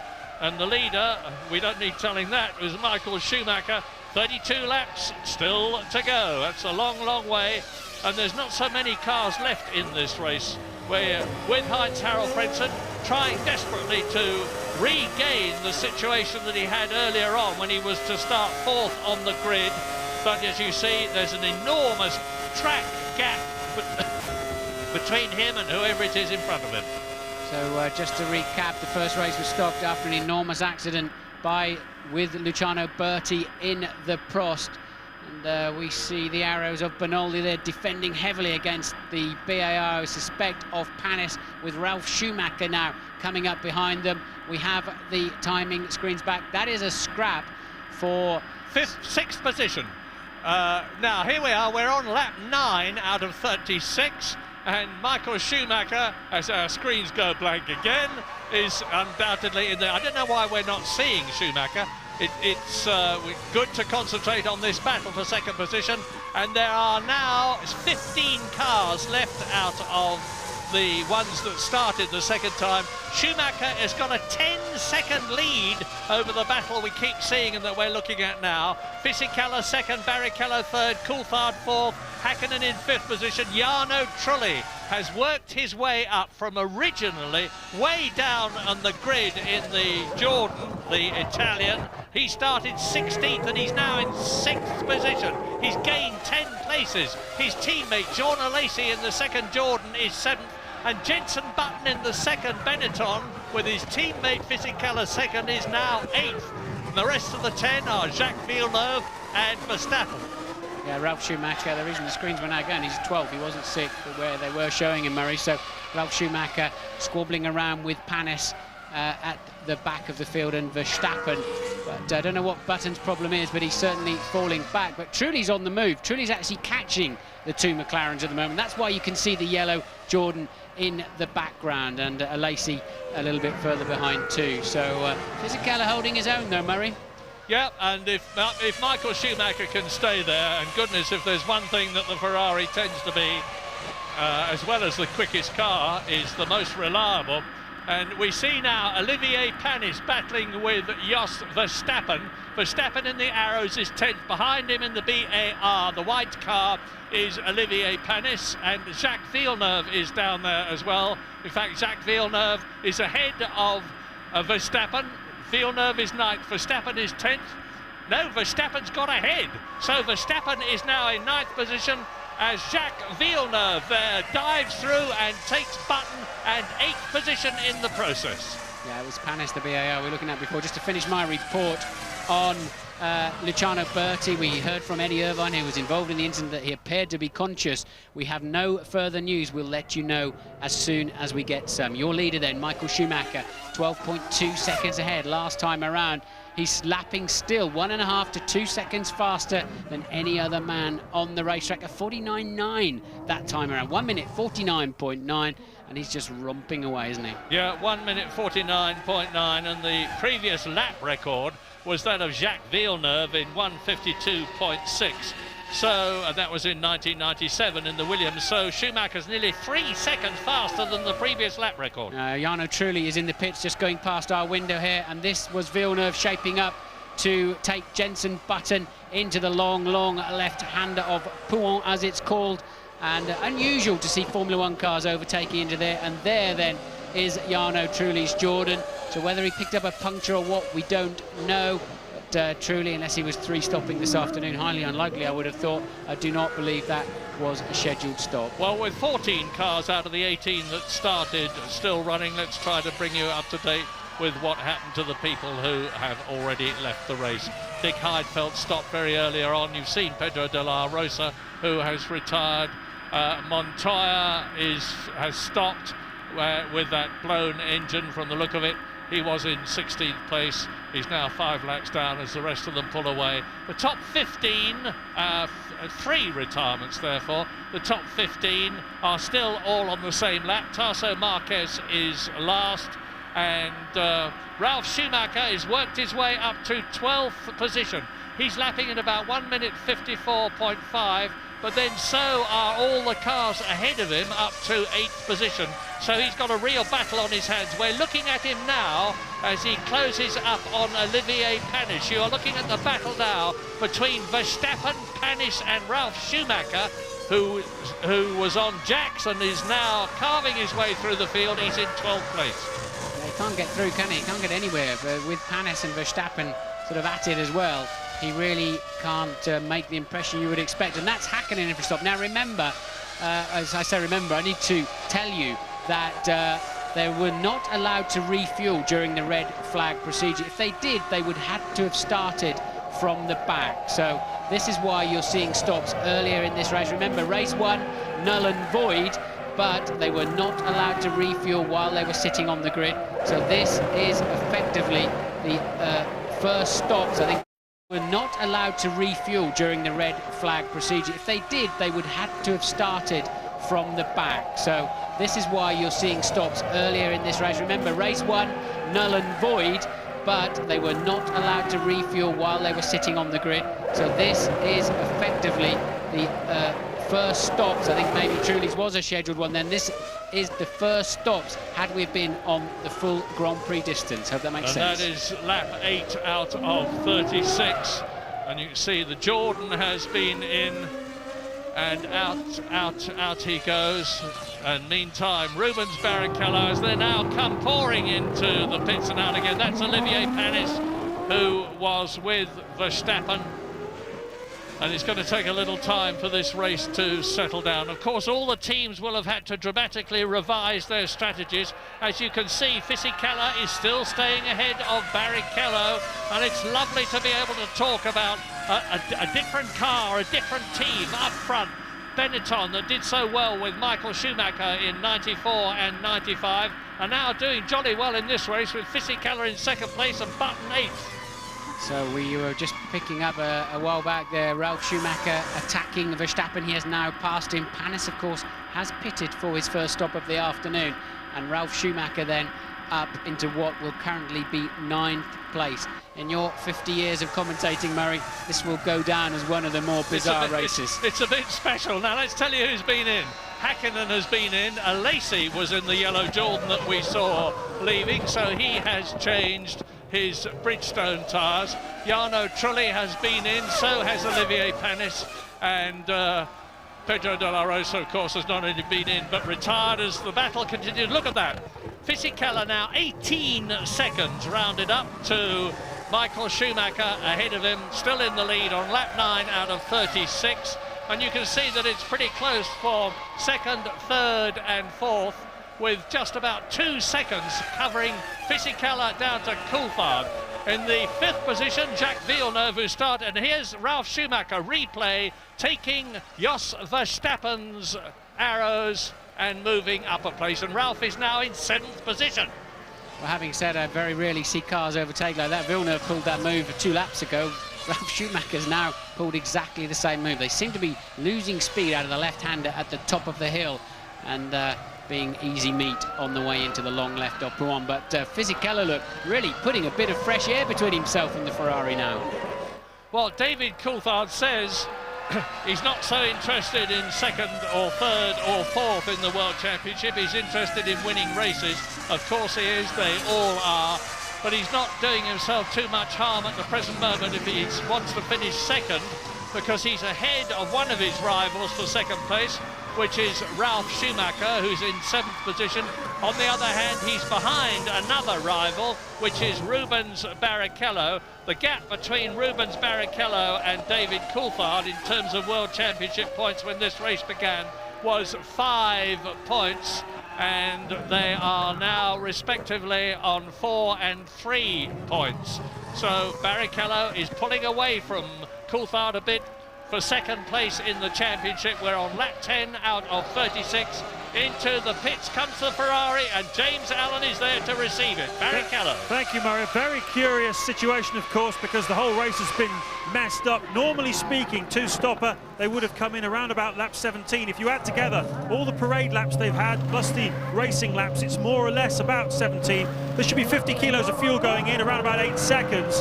But what the people who really benefited here are the people who started out the race with a one-stop fuel load, because they'll get into the window shortly where they can fuel the thing once and keep going, and they will really have benefited. We'll find out who they are shortly. Thanks for that, James. A good bit of strategy reading. We need all the help we can get. And here is Jacques Villeneuve in from 6th position.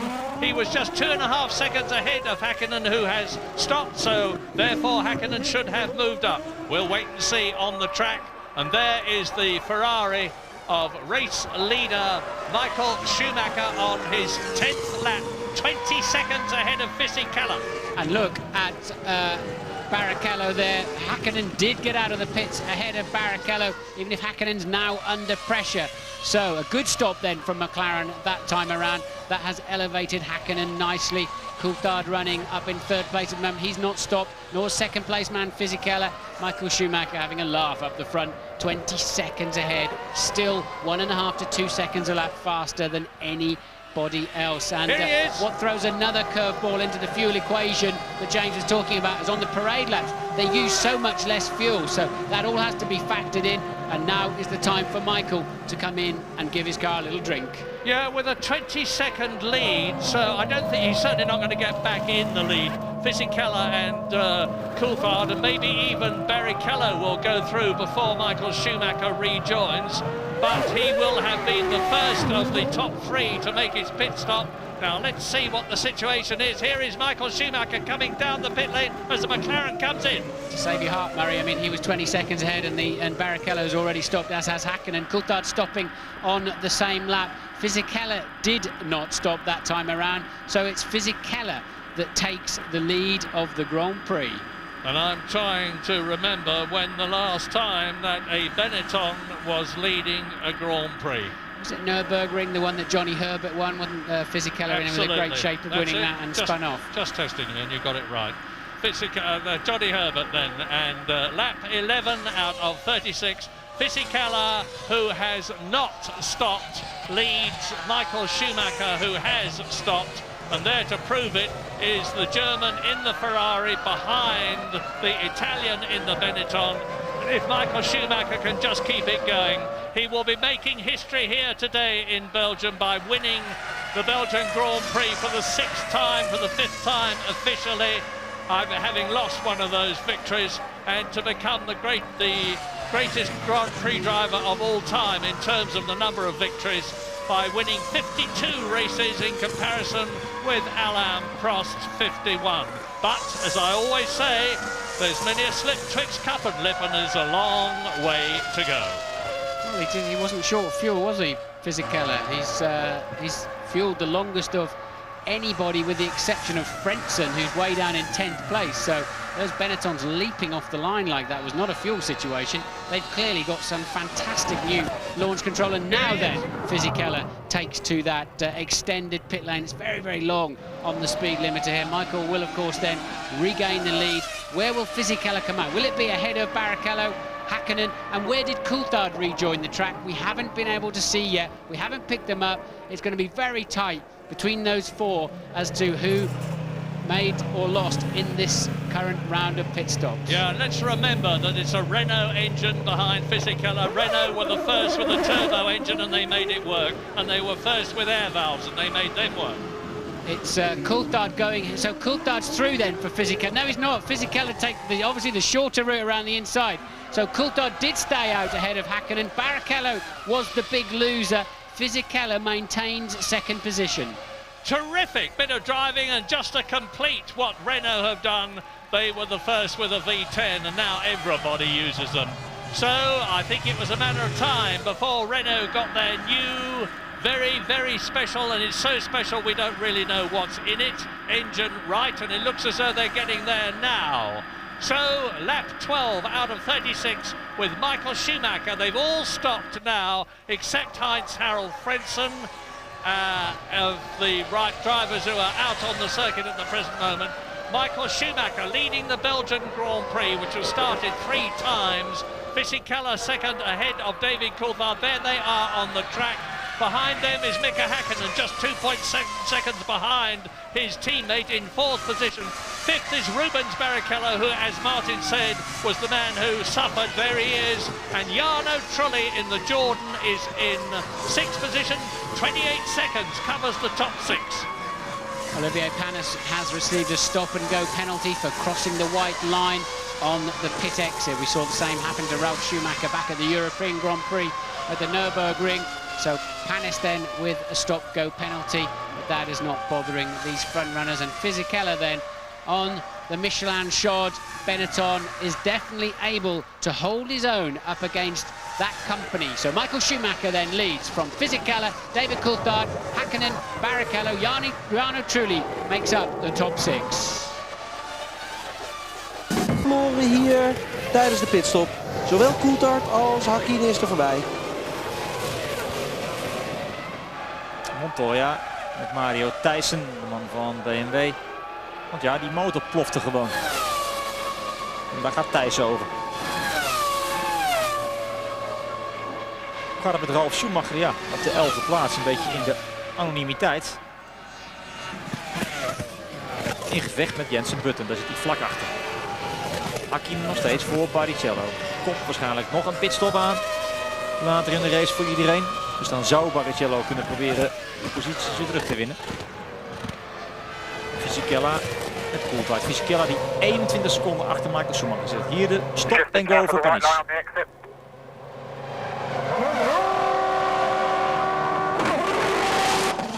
Nou, Verstappen schuift een plaatsje op. Die ligt nu 12e. Dat is dan weer het goede nieuws.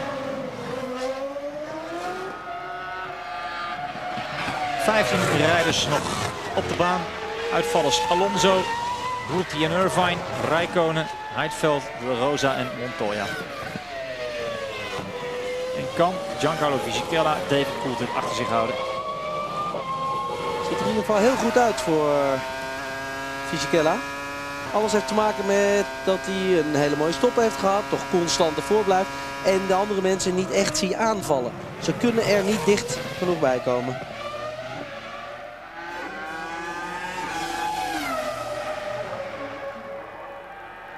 Michael Schumacher momenteel een gat van 21 seconden. En dat zal dan nu wel 23 seconden worden. 22 ten opzichte van Fisichella. Achter gevecht heel close met Coulthard, Hakkinen en Barrichello. Coulthard die heel voorzichtig begint aan te haken. Trulli ook nog steeds op koers voor een WK-puntje. Heeft de voorsprong van 4,2 seconden op de nummer 7. Jean Alesi daarachter op 5. 14 out of 36, and what a battle we have between Giancarlo Fisichella with Benetton to go to Jordan next year. Flavio Briatore and Pat Simmons there on the pit lane gantry, keeping their fingers and everything crossed, because this is the highest a Benetton has been this season. It is there by right. Fisichella is driving a magnificent race. Take us round with him, Martin. So he's down towards the Pouhon corner. You tend to turn in quite early and just let the car run all the way to that curb on the outside, and then massive forces build.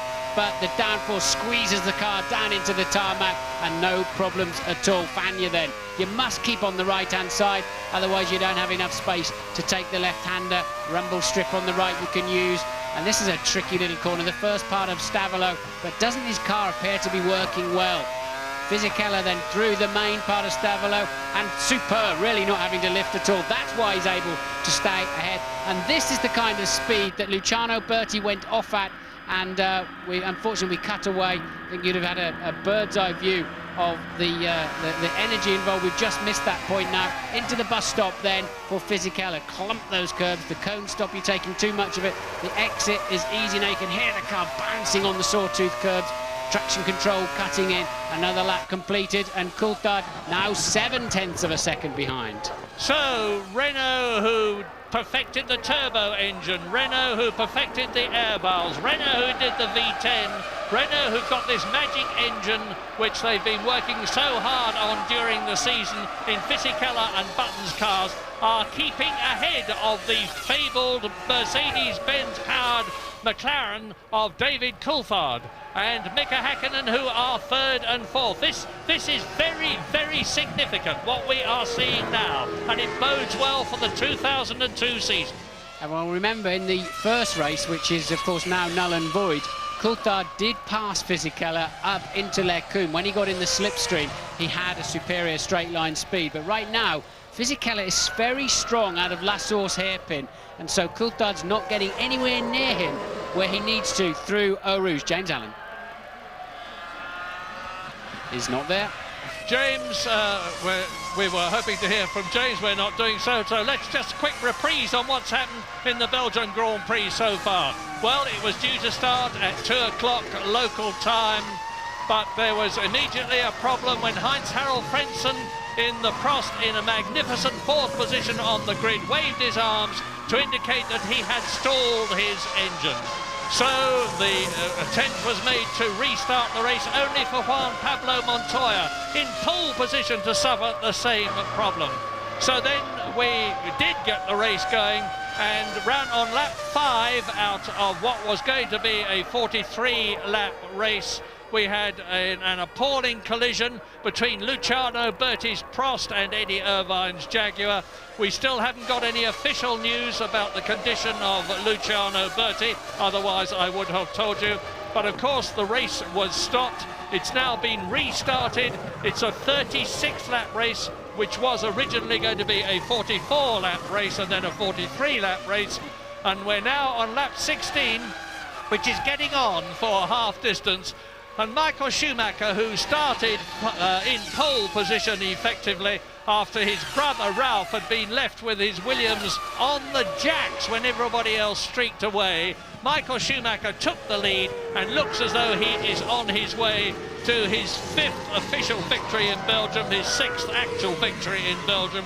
But this superb battle for 2nd and 3rd and 4th and 5th, and they are separated by about 4 seconds, those two battles. And the first one is something that we would never have expected to see, a battle between Giancarlo Fisichella in the Renault-powered Benetton, who is keeping at bay David Coulthard, who of course is 2nd in the World Championship. And there is that battle. Actually, that is Jenson Button, I think, defending from Ralf Schumacher, locking his right front into Lecombe. Sorry, Murray, I think that is definitely a different battle there. But Button lapping a couple of seconds slower than teammate Fisichella, so clearly I would imagine some kind of problem, or he's not happy with the handling or something, because Button really on the back foot despite that sensational start to the second part of today's Grand Prix. Yeah, Fisichella seems to have had the best of Benetton all season. Of course, his 4th year with the team. He really knows everybody in the team, and that is a big, big advantage. We tend to forget that it's only Jenson Button's 2nd year of Grand Prix racing. But I remind you that out of the race now, long gone, are Heidfeld, De La Rosa and Montoya.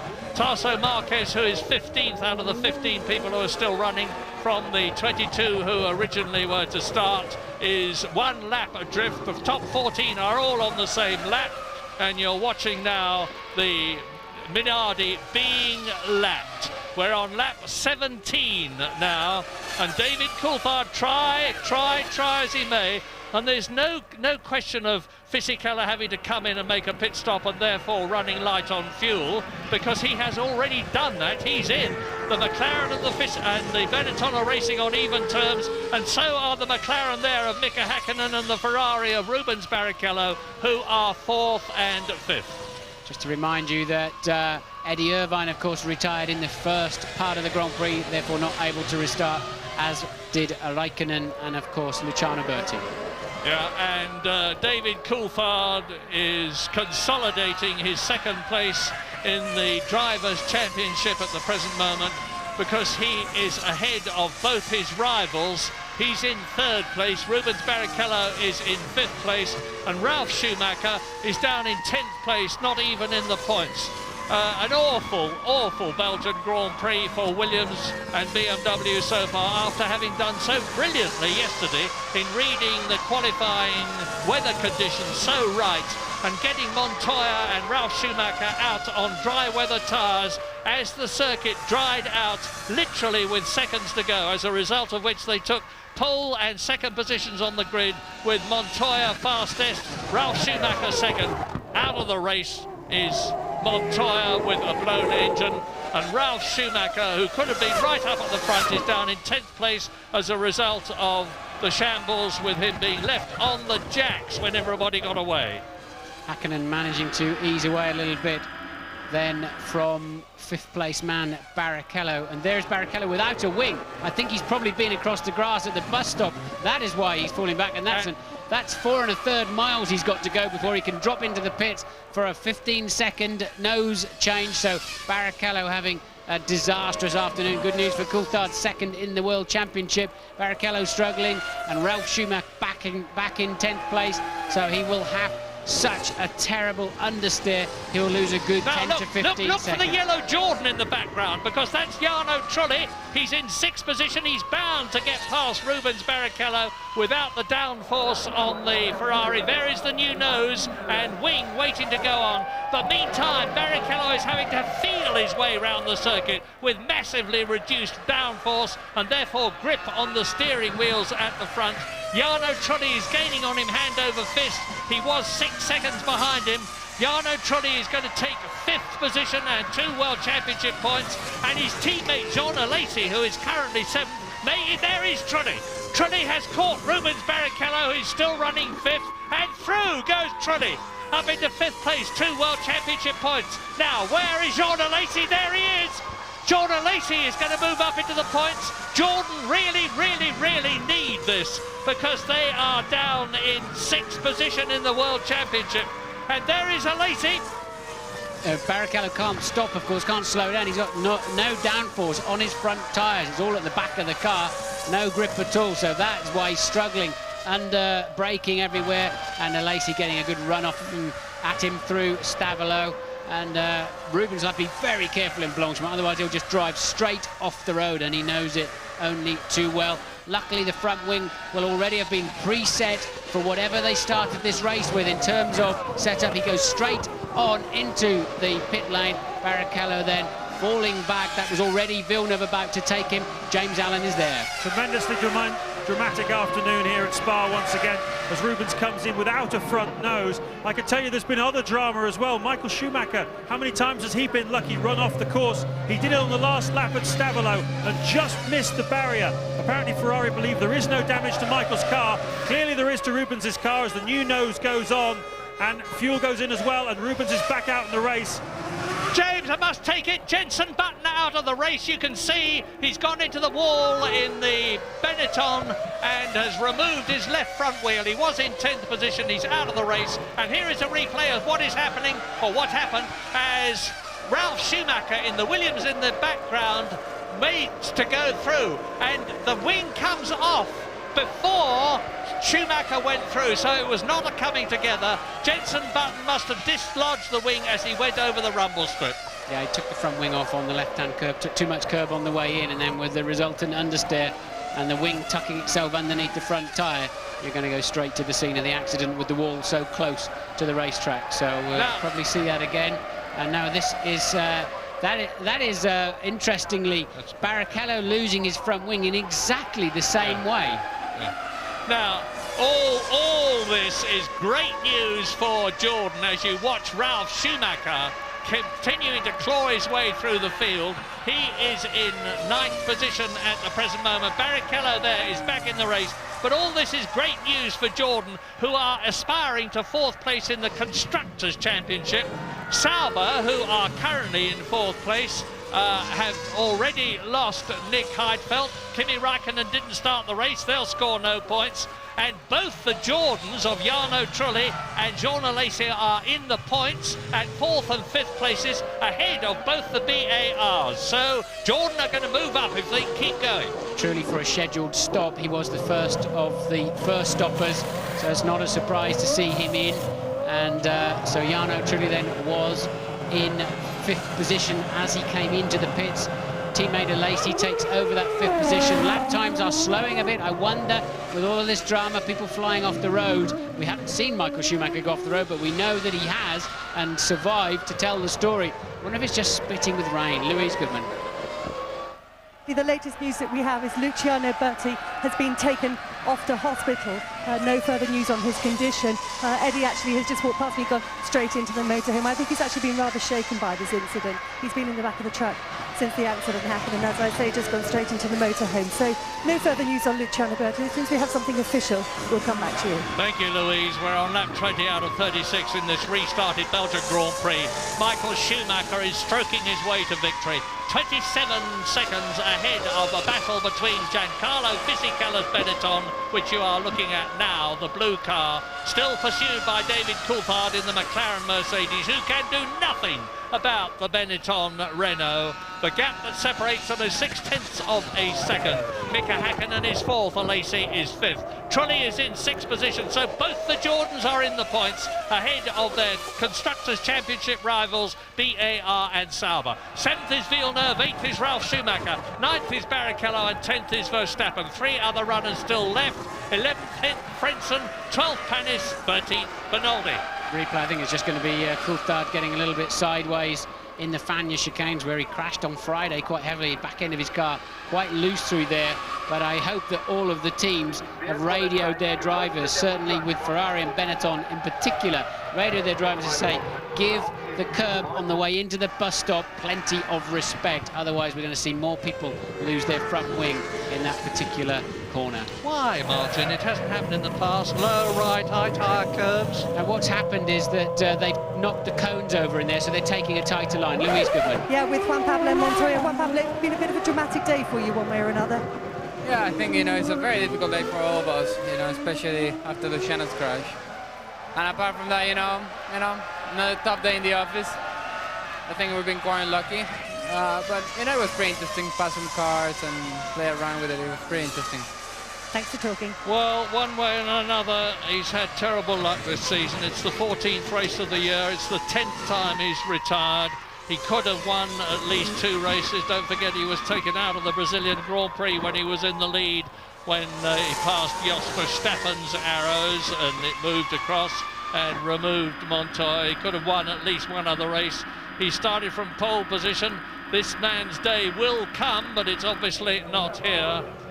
Eddie Jordan talking to either a Lacey or Trulli, and we're on lap 22 with 14 of this very, very eventful Belgian Grand Prix on the finest Grand Prix circuit in the world. And more news from Louise. Yes, and I'm pleased to say it's good news, Mario. Got the official word on Luciano Berti's condition. He has concussion, but he has no broken bones, and his condition is described as stable. As we already know, he's been taken off to hospital in Liège, but good news there about Luciano.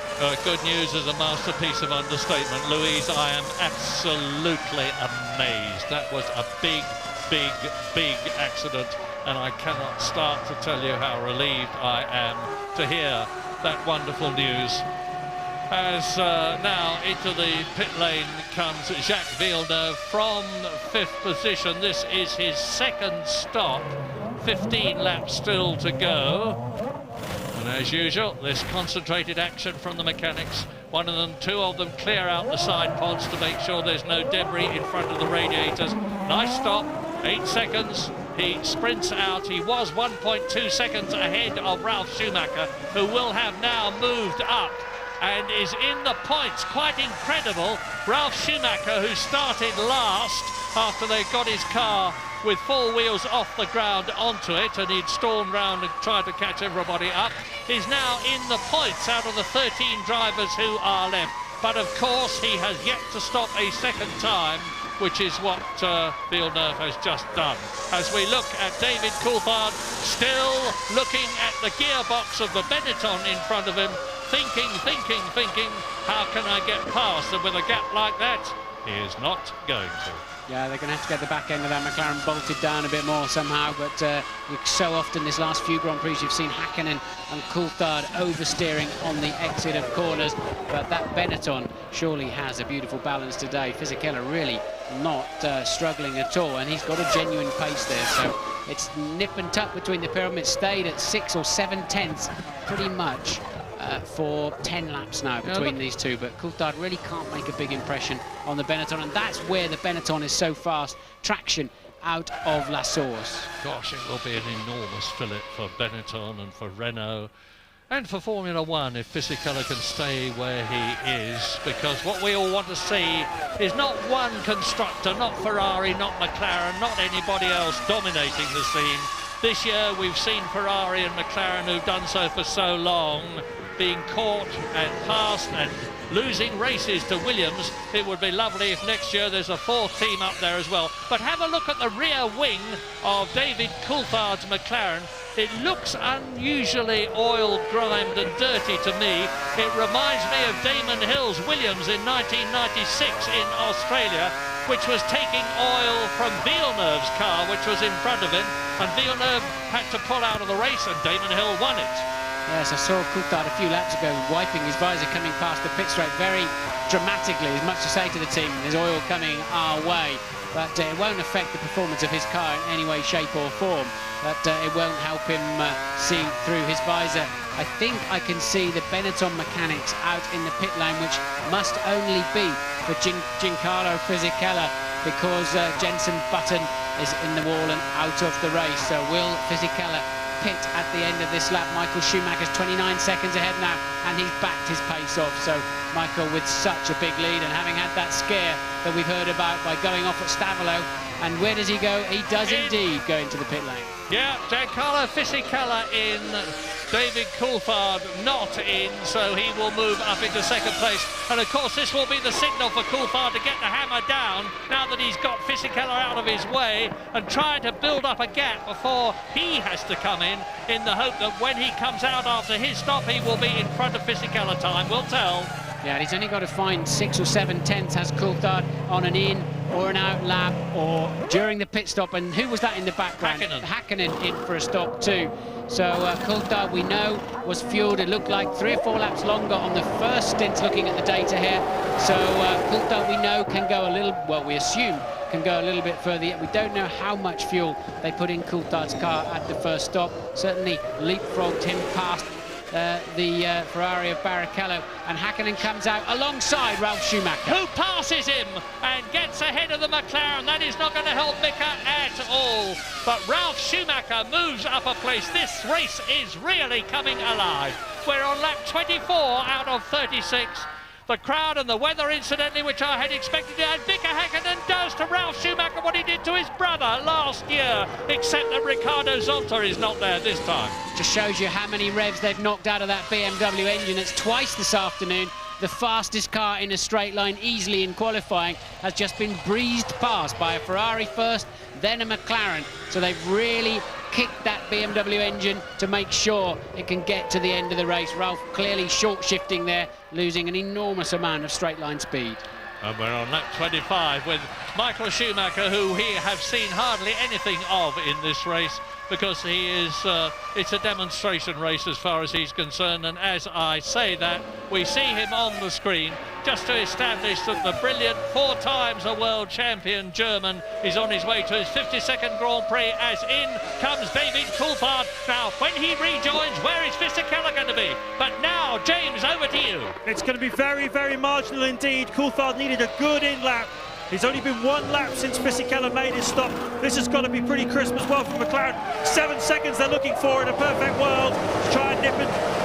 Slightly slow off the fuel hose, but he should do it, Murray. Fisichella was 8.4, Coulthard 7.2. Look, look, look, there is Fisichella, and he passes the pit lane exit before, just marginally before David Coulthard. They are in exactly the same positions as they were before the pit stop, and that will be heartbreaking for David Coulthard, who tried so hard when Fisichella had gone into the pits to go faster and be able to get ahead. He has failed. We don't think they changed the tyres on Fisichella's car at the pit stop. We're not absolutely sure.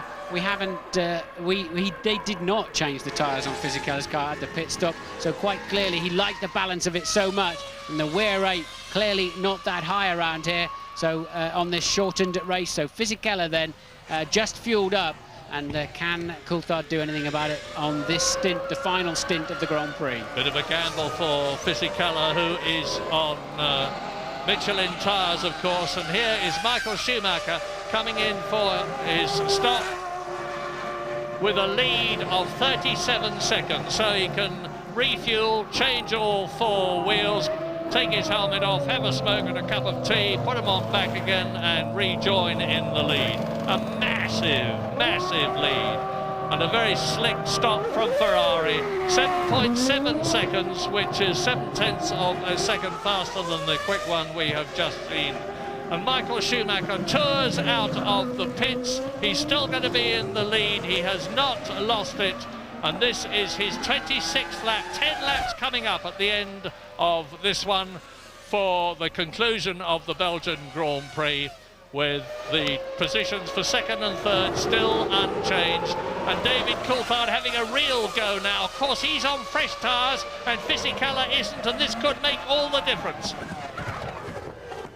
David having a bit of a fake look down the inside there. Now let's see if Fisichella's still got a traction advantage. Of course, he's always going to be, he has indeed, hasn't he? But he's always going to be on the throttle one car length earlier. But the Benetton Renault definitely clawing its way out of the slow corners in a very effective manner, not dissimilar to the way they both left the start line on both the starts this afternoon. But this is where Coulthard passed him in the first race, and he's not close enough this time around, but that's where it's going to happen if it happens. And that's where Häkkinen passed Schumacher last year with that incredible passing manoeuvre when Schumacher went to the left of Ricardo Zonta and Häkkinen went to the right, and Mika Häkkinen came out in front and won the race. First and second were Häkkinen and Michael Schumacher, who's got this quite incredible record here in Belgium. Second last year, first in 92, first in 94, only to be excluded.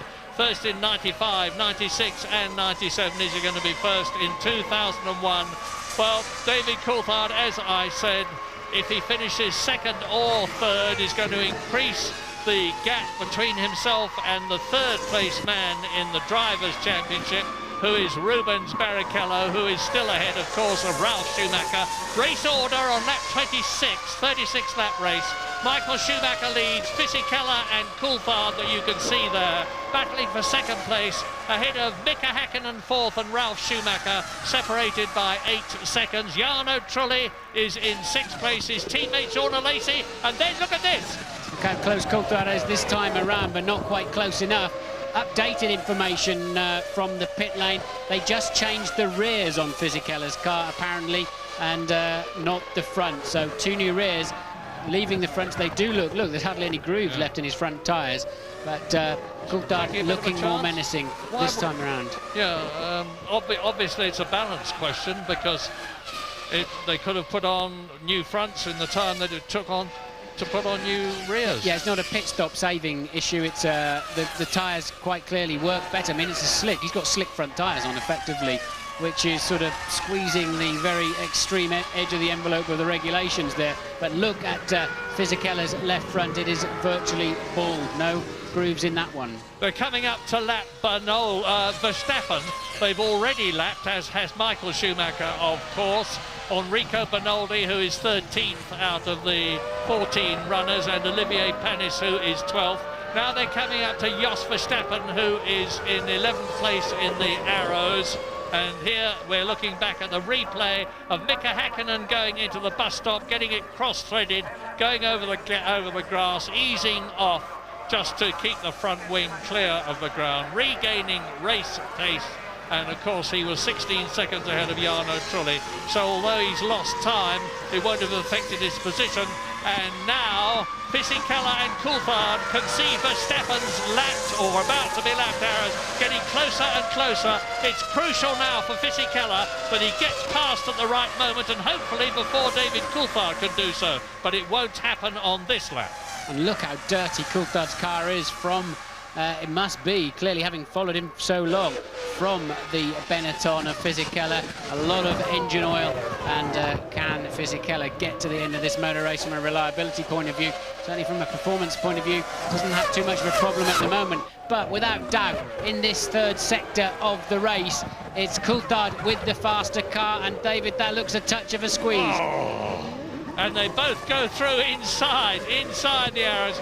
They shall not pass. The Maginot Line policy from Giancarlo Fisichella in the French engine with the Renault Benetton, and he stays ahead of David Coulthard. What a wonderful season David Coulthard has had. He's had 3 retirements, but he's done so well in all the others. Coulthard's got a good run through Eau Rouge this time around, and can he sweep around the outside? Indeed he can. Beautiful move from David Coulthard. Somehow or other, Fisichella wrong-footed in Eau Rouge. We saw him with a big advantage into Eau Rouge, but somehow he lost it in the middle. Coulthard getting a good slingshot and making it stick around the outside. Now I believe with that faster car, Coulthard will begin to pull away in a clear second place. So can he do something about Michael Schumacher's lead? Not enough, of course, because Michael Schumacher is half a minute up the road now. He's 30 seconds ahead of David Coulthard's second-placed McLaren as the Scotsman comes up to lap Tasso Marquez. Here's the replay. Yeah, and he had the extra straight line speed, and when you're up the inside, it's dirtier, it's bumpier, you know you have to brake early, and so does the guy trying to pass you around the outside. He's got the clean line and the confidence, and well, David put a lot of trust into Fisichella there, that he wouldn't just lock a wheel and slide straight into the side of him too, but I think Fisichella's an old enough hand now that you would put your safety of your chassis in his hands. Yeah, 88 Grand Prix for Giancarlo Fisichella, and he's a very equable, level-headed chap. He wasn't going to do anything silly. And David Coulthard is now really pulling away from the Benetton. But if Fisichella can finish in a podium position, that is to say in third place, it would be the first time this year that a Benetton has been there.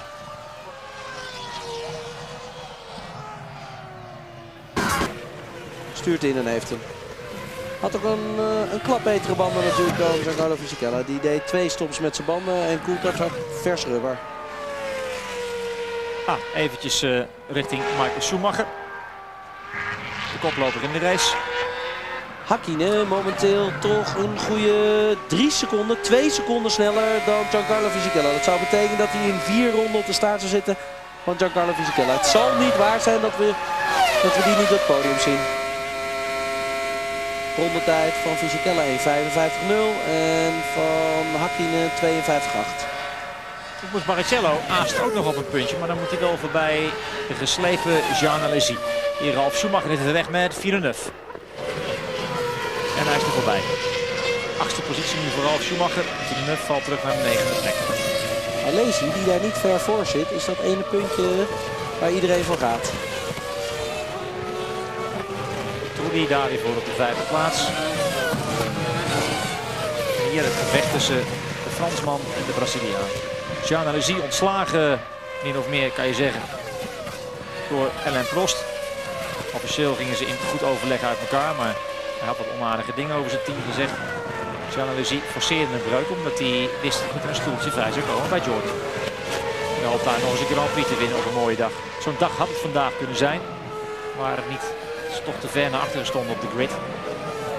Maar het ene puntje zou toch wel heel mooi zijn voor Jean Alesi. Barrichello wil het ook wel graag hebben. En wat te denken van de heer Ralf Schumacher die daar weer vlak achter zit. Die net voorbij Villeneuve ging. Momenteel rustig aan het rijden is Michael Schumacher. Geeft een goede 1,5 seconde prijs aan David Coulthard. Maar weet natuurlijk dat nog maar 7 ronden gaan is. Terwijl we hier het gevecht zien van Barrichello en Jean Alesi. Met volgens mij daarachter alweer Ralf Schumacher. Ja. En dat is Villeneuve. De cameramensen kruipen zelfs in de curbstones. 36 lap race in Belgium, and look at this battle for 6th position, the vital World Championship point. Jean Alesi, the French-Sicilian veteran in the Jordan, is staving off Barrichello. Behind Barrichello, trying to take him now as they come up to Lake Combe, is Ralf Schumacher, who started last and has fought his way up to 7th. Can he make it 6th? Can he make it 5th? I suspect Ralf Schumacher's been told to rev the engine harder now. He's not going to score any points anyway if he blows up, and he's not going to score points unless he passes at least one of those cars in front of him. So suddenly Ralf Schumacher with more straight line speed now, and Jean Alesi grimly hanging on to try to score an important World Championship point for the Jordan team. His teammate Jarno Trulli 3.7 seconds up the road in 5th place. So Michael Schumacher 30 seconds ahead of Coulthard, who's pulled away 4 seconds from Fisichella. Hakkinen trailing 8 seconds further down from Fisichella. Trulli, Alesi, and this squabble you're looking at now. Yeah, there's no battle for first, second or third places with 6 laps to go, including the one they are on. And I don't think Mika Hakkinen can catch Fisichella, but my goodness, there's going to be a battle for 5th, 6th and 7th. Because Jarno Trulli in 5th position in the Jordan. Oh no, he's well clear of Jean Alesi. I say there's going to be a colossal scrap. There is a colossal scrap. You're looking at it for the last World Championship point for 6th place. And if Jean Alesi can get it in only his 2nd drive for Jordan, having scored twice already for the Prost team previously, he will be elated. he's famous for taking off his helmet and throwing it into the crowd. Helmets don't cost all that much, but they're full of extremely expensive radio equipment, and I don't think Jordan would have been expecting him to be in a position to do it. Let's hope for their sake that he changes his mind this time if he finishes in the points. If he does, it will be a magnificent achievement. He's the most experienced Grand Prix driver of them all this year. It is his 198th Grand Prix, and John Alesi at Les Combes on lap 31 out of 36 leads Barrichello, who is 7th, leads Ralf Schumacher, who is 8th, and behind them is Jacques Villeneuve in the BAR. Well, they've all stopped twice, as anticipated. Alesi had a relatively travel-free run. Of course, Barrichello had to stop for a new nose. Ralf Schumacher started at the back of the restarted race after being left stranded on the jacks. The mechanics not quite getting the car down in time and having to get off the grid. So Jean Alesi then grimly trying to hang on still as he heads towards the final chicane. He appears to have enough speed, given that Barrichello is in his dirty air, and you just see truly was moving out of the foreground of your screen as they came into this chicane. Yeah, and it appears to me that Jacques Villeneuve has pulled the bung out. It looks to me visually as though he's closing marginally on Ralf Schumacher in 8th place ahead of him to make it hopefully a 4-car train battle for that 6th position. Michael Schumacher, race leader, as he has led all the way. Once again, the luck has been with him, because when he started this race, Juan Pablo Montoya, the pole position holder in the Williams, had to go to the back, and his brother Ralph was still up on the jack. So good fortune has once again come Michael Schumacher's way, but as ever he has exploited it superbly. His lead has dropped to 26 seconds, but that is a colossal advantage with only 4 laps to go at the end of this one. And David Coulthard therefore is closing up on him.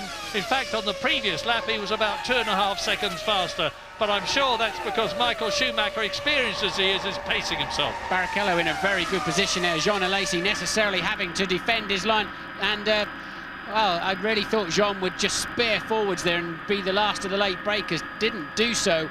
Well, probably didn't defend as aggressively as I expected Alesi to be, given that it's for the final point of the afternoon. No point finishing 7th in any Grand Prix, especially this one. So Barrichello moves into an all-important point-scoring position. Yeah, so Jean, look at the gap he's built in just a few hundred yards, as Ralf Schumacher now decides he's going to have a go. Here's the replay up to Les Combes.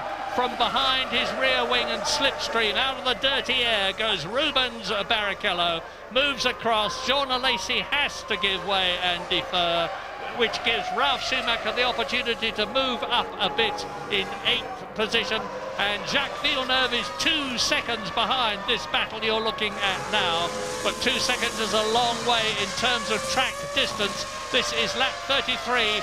We've still therefore got laps 34, and bang, out goes the Jordan of Jarno Trulli. That means to say that Alesi is back in the points again, and Rubens Barrichello moves up another place.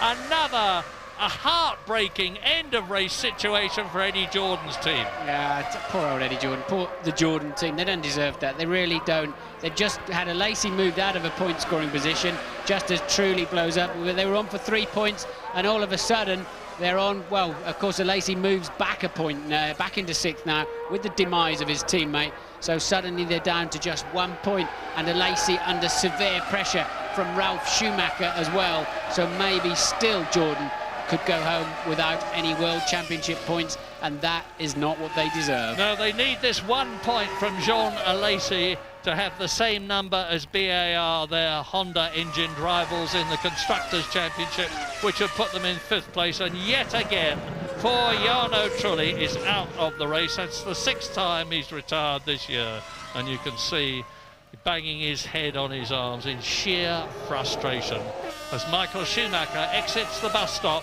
to conclude his 33rd lap. So he's got about 13 or 14 miles to go now for the 5th victory.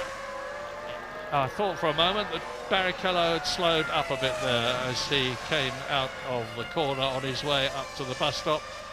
But still, Ralf Schumacher is pursuing Jean Alesi, and now it's for a World Championship point. If Ralf can get ahead of the Jordan, it will be to move up into 6th place. And as Martin has pointed out, he might as well go for broke. If he blows the BMW engine up, he's lost nothing.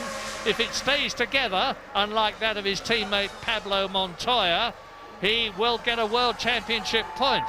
Now, Schumacher was alleged to have said something rather disparaging about Montoya when the Colombian blew his engine up leading the German Grand Prix at Hockenheim, which the telemetry disproved. But the fact remains that again it's been Montoya's engine that's gone, and so far Ralf Schumacher's has not. Michael Schumacher is now on lap 34 out of 36. There's his lead.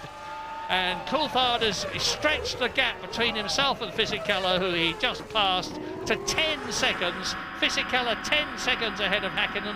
The first 4 places looking established, as is 5th for Barrichello, who has speeded up and is marginally catching Mika Häkkinen. But what a scrap for that last championship point. Now, how many revs will Ralf Schumacher be using down the straight? Surely he's in the absolute ideal position to give it a little bit extra, and no, he's not close enough. So but this time around, on the managing to stay on the outside, Alesi could take that better line into Lecombe chicane and retains position. 3 laps remaining, of course. Same sort of situation that Mika Häkkinen had with Michael Schumacher last year, because having spun, the Finn in the McLaren Mercedes started catching Michael Schumacher. He tried to get past him at Lecombe at one point, only to virtually have his nose chopped off by the Ferrari as Michael Schumacher established his racing line. But it was on the very next lap that Mika Häkkinen did that incredible move which took him past Zonta to lap him and Schumacher Michael to take the lead. Lap 35 for Michael Schumacher now. Just this one and the next one between him and yet another 10 World Championship points to take him over the century, to give him 104 World Championship points. He's breaking record after record. If he wins this race, he's going to beat Prost's all-time record. Ralph's got a chance into the bus stop. He's clearly in the zone here. But how late is Alesi on the brakes? Later than we saw when Barrichello passed him, that's for sure. So Jean now fighting harder than ever to score a World Championship point. I think when John sees a replay of Barrichello passing him, he'll be annoyed with himself for not fighting a little bit harder on that one. But now he's giving it absolutely all he's got. Well, with Michael Schumacher on his 35th lap, people before this race began were saying, will Michael Schumacher let Barrichello win the race and therefore strengthen his position to be second in the Drivers' Championship by passing David Coulthard? Well, first of all, to do that, of course, he's got to be in a position with Barrichello right behind him. That's not the case. Now Schumacher's having a go again. Now can he get inside? And Alesi once again turns across the front of the Williams BMW. He is absolutely determined that he is going to have that 6th position on the World Championship point that goes with it, and not Ralf Schumacher. But Ralf Schumacher will know what the score is. He will know that on the next lap he's got to be that much closer to Alesi than he was on this one. And Alesi will know the same thing. You can bet that Alesi is spending nearly as much time looking in his mirrors as he is looking ahead of him. And Michael Schumacher is now on his last potentially victorious lap of the 2001 Belgian Grand Prix. He's got 772 World Championship points already. It will be 782. He will only be 16 points behind, 16 and a half points behind Alain Prost's all-time point-scoring record if Schumacher wins here. I say we haven't seen much of him, but he's had another great drive, and his brother's doing the same thing. That's exactly where Bertie and Eddie Irvine got together, but Ralph then just backing out of that scenario. Alesi is 11 years older than the man pursuing him. He's going to be feeling extremely tired. It's been a long and difficult afternoon, and but he's using all of those 11 years of experience to keep that 6th position at the moment. And Ralph seemed very slow in the bus stop, but very, very good under braking. And here we are on the last lap. Michael Schumacher exiting turn 13 in this 22 corner, 4.4 miles, Spa-Francorchamps circuit, a brilliant driver's circuit, and it suits him. He is a brilliant driver. Not very far now to go to give him the all-time record in terms of World Championship wins. 52 victories. Alain Prost has been saying, I hope he does it soon. I'm getting sick of people talking to me about whether he's going to do it. Well, he is going to do it. Michael Schumacher in the Ferrari is coming up to win his 8th race of the season. And his most ever is 9 with Nigel Mansell, and he does it. Michael Schumacher wins and becomes the most successful Grand Prix driver of all time as David Coulthard slides the McLaren through the bus stop to finish in 2nd place. Michael Schumacher, clearly the driver of the day. He kept his head through all of that, waltzed carelessly off into the distance. Very, very strong drive from Coulthard as well. A well-deserved 6 points and a well-deserved podium place for this man, Fisichella. He's finishing 17 seconds down on Coulthard on the end, faded towards the end. But Häkkinen with a moderately lackluster for him, especially afternoon, down in 4th place, 36 seconds off the lead. But Michael Schumacher was just swanning around at the end. He gave 6 seconds away in the last lap alone, did Michael Schumacher. Yeah, there's Barrichello finishing 5th, but who's going to be 6th? Is it going to be Jean Alesi? Is it going to be Ralf Schumacher? Let's go back down the track and find out. And there is the answer. It's going to be Jean Alesi. Jean Alesi in his 2nd race for Jordan retrieves something for the team with a quite superlative fighting drive to 6th position and a single World Championship point. But mostly unseen by us, and of course the heartbroken Jarno Trulli, this has been Michael Schumacher's day. And he quietly contemplates things. I don't think the numbers mean all that much to him. Herbie Blash says, well done, Michael. I would be surprised if we see any euphoric jumps for joy from Michael Schumacher on the podium at this race.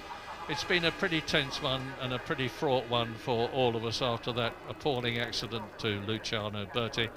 And let us hope the news we had from Louise Goodman that he seems to be all right is indeed true. But a wonderful day for Benetton too. And Ralf Schumacher, well, I was going to say he doesn't seem to be too happy. He's pretty elated about something. I think it was the fighting drive he had with Jean Alesi, who has actually got back with his helmet intact on his head and not disappearing into the crowd. So confirmation, a wonderful win which makes him the most successful Grand Prix driver of all time, to the man in red, the Red Baron, Michael Schumacher from Kerpen in Germany. David Coulthard has consolidated his 2nd place in the Drivers' World Championship with 3 races still to go. And a superb podium 3rd place for Fisichella and for Benetton, the day after it's announced that he will be moving to Jordan next year. Mika Häkkinen makes it 2 McLarens in the top 4, and Rubens Barrichello makes it 2 Ferraris in the top 5. A point for Jean Alesi and Jordan means that the Jordan team are now tying with BAR for the 5th place in the Constructors' Championship, 4 points behind Sauber. And no change in the top 3 of the Drivers' Championship, of course.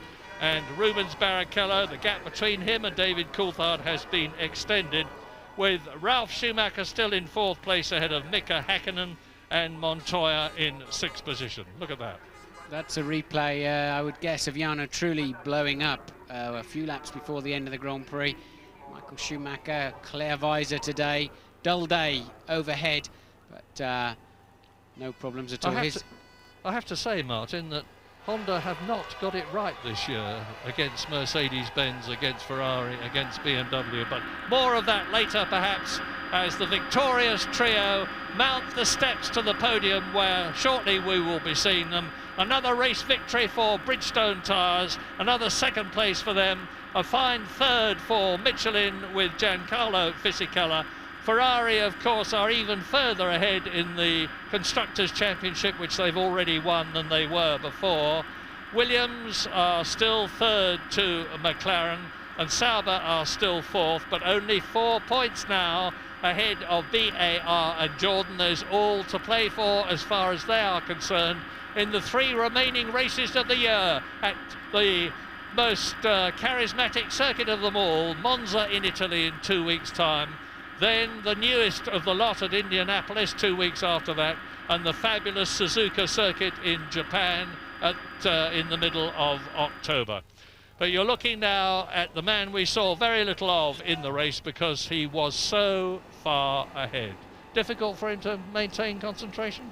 Well, it would appear so. We hear from the pits that he did go off the track. We didn't see it on our pictures, that's for sure, but at that point Michael was still pushing like crazy, building his lead more and more, and since that incident he's really backed off and cruised home, but ended up just 10 seconds clear of David Coulthard in the end. 8 wins for Michael this season. The most any driver has ever had in one season is 9, and that was Nigel Mansell, who's here incidentally in his victorious year for the World Championship in 1992, and Michael Schumacher himself when he was with the Benetton team. There's 3 races left, and if Michael wins 2 of them, it looks as though there's little to stop him. He will add yet another record to his incredible record. Michael, we saw in that slow-mo replay, still with his rip-off on his visor. He didn't follow anything all day, did he really? Blitzed past a few back markers, but absolutely clear car and helmet and visor for the winner Schumacher.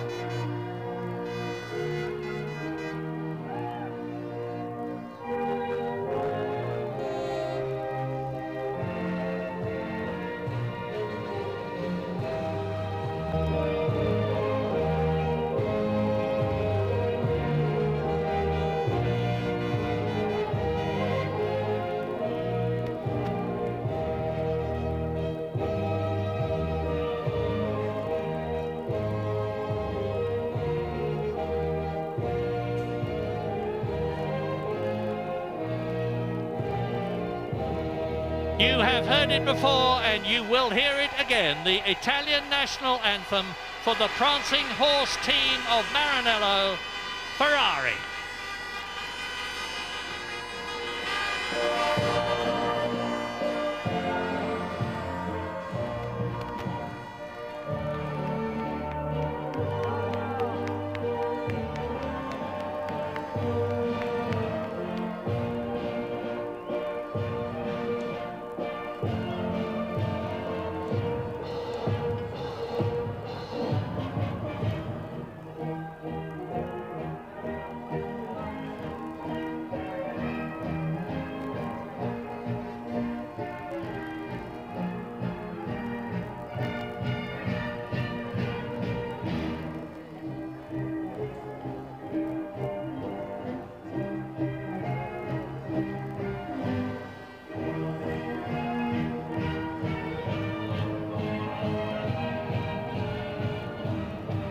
Believe it or not, there have been protests from politically correct killjoys about Michael Schumacher conducting the national anthem in front of the Ferrari joyous team. So he responsibly stands with his hands clasped in front of him.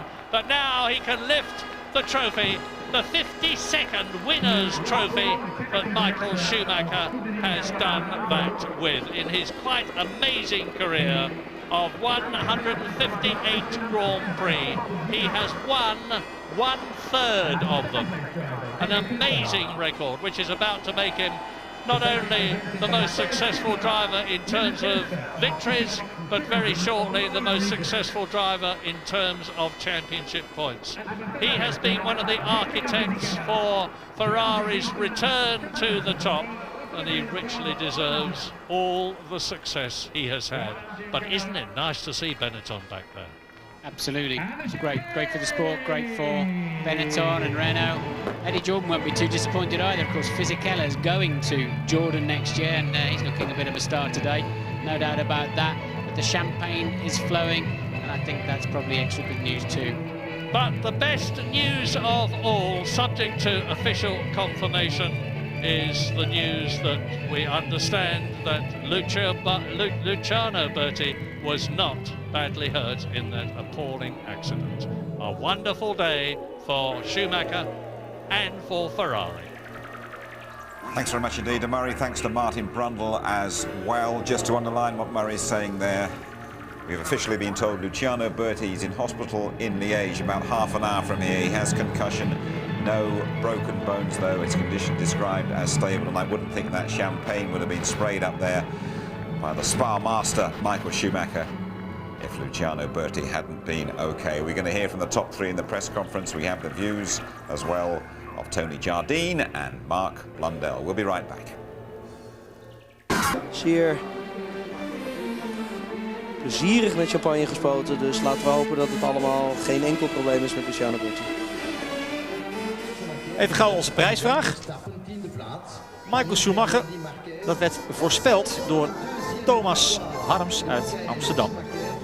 En dat is een knappe voorspelling en daarvoor wordt hij beloond voor een kartsessie aan een buurman in Huizen of Den Haag.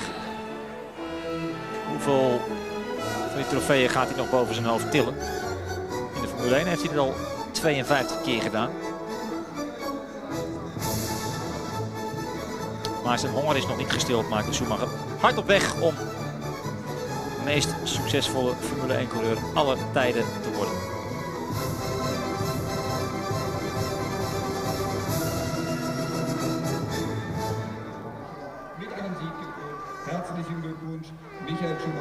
Eindgoed, al goed tussen aanhalingstekens vanmiddag hier in Spa-Francorchamps. We wachten op het trio dat u net zag, dat zich zo meteen gaat melden voor de persconferentie. Jammer van Frenzen, die uitzichten had op een mooi resultaat, maar de pech had dat hij dus niet wegkwam van de startopstelling.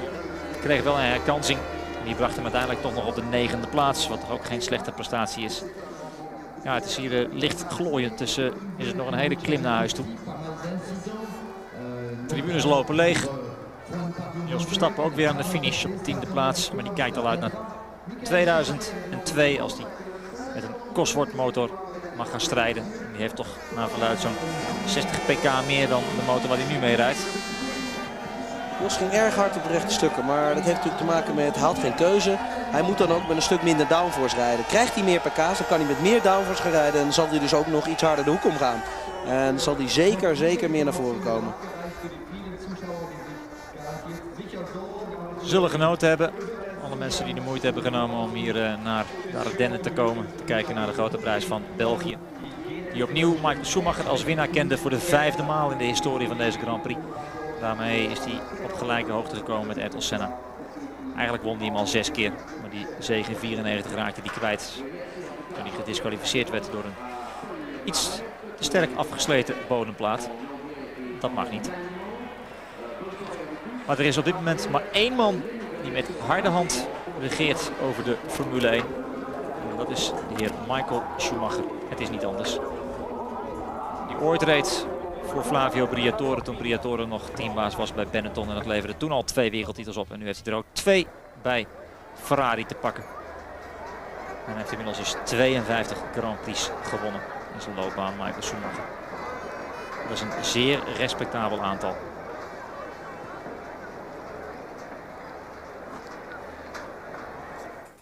Congratulations, gentlemen. Michael Schumacher, now the outright holder of the outright number of wins. 52 Grand Prix wins, winning here this afternoon at Spa. David Coulthard second and Giancarlo Fisichella third overall.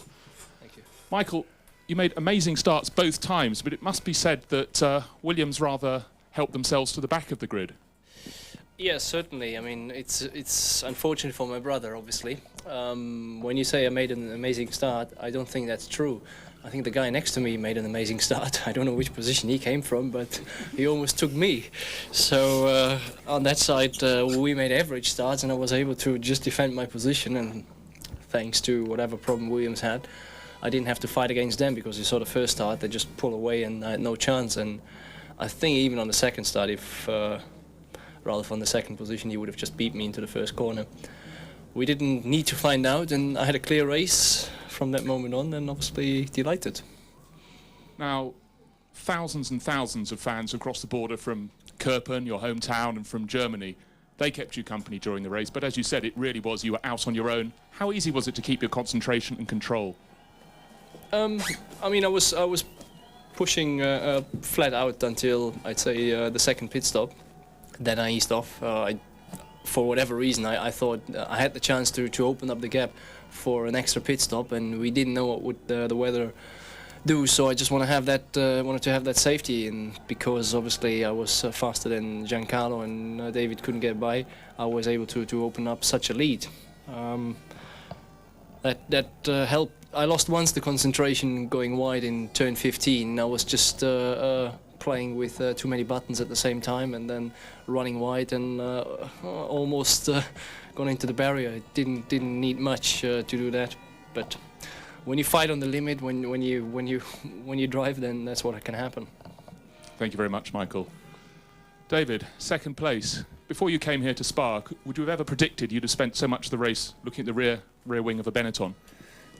Absolutely not. No, Giancarlo was doing an amazing race. Obviously, his car was working better than it has done this season, and he was quick in all the right areas. So out of La Source and out of Stavolo, so it was very difficult to get close. And I knew that my opportunity might come at the pit stop, and I thought I lost it when I caught one of the Minardis in Blanchimont. And I said to the team as I came down the radio, I think it's going to be close. Obviously, he came out in front of me, and then thankfully with the back marker at La Source, it just upset his rhythm a little bit, and I got the run through Eau Rouge, and thankfully was able to outbreak him. So, you know, given the weekend I've had, then obviously very happy to get second place, and you know, just hoping obviously that Luciano is 100% and able to do the next race, and then we can all feel that it's been a positive weekend. David, looking at your car during the pit stops, it was absolutely covered with oil. Was that from your car or from someone ahead of you?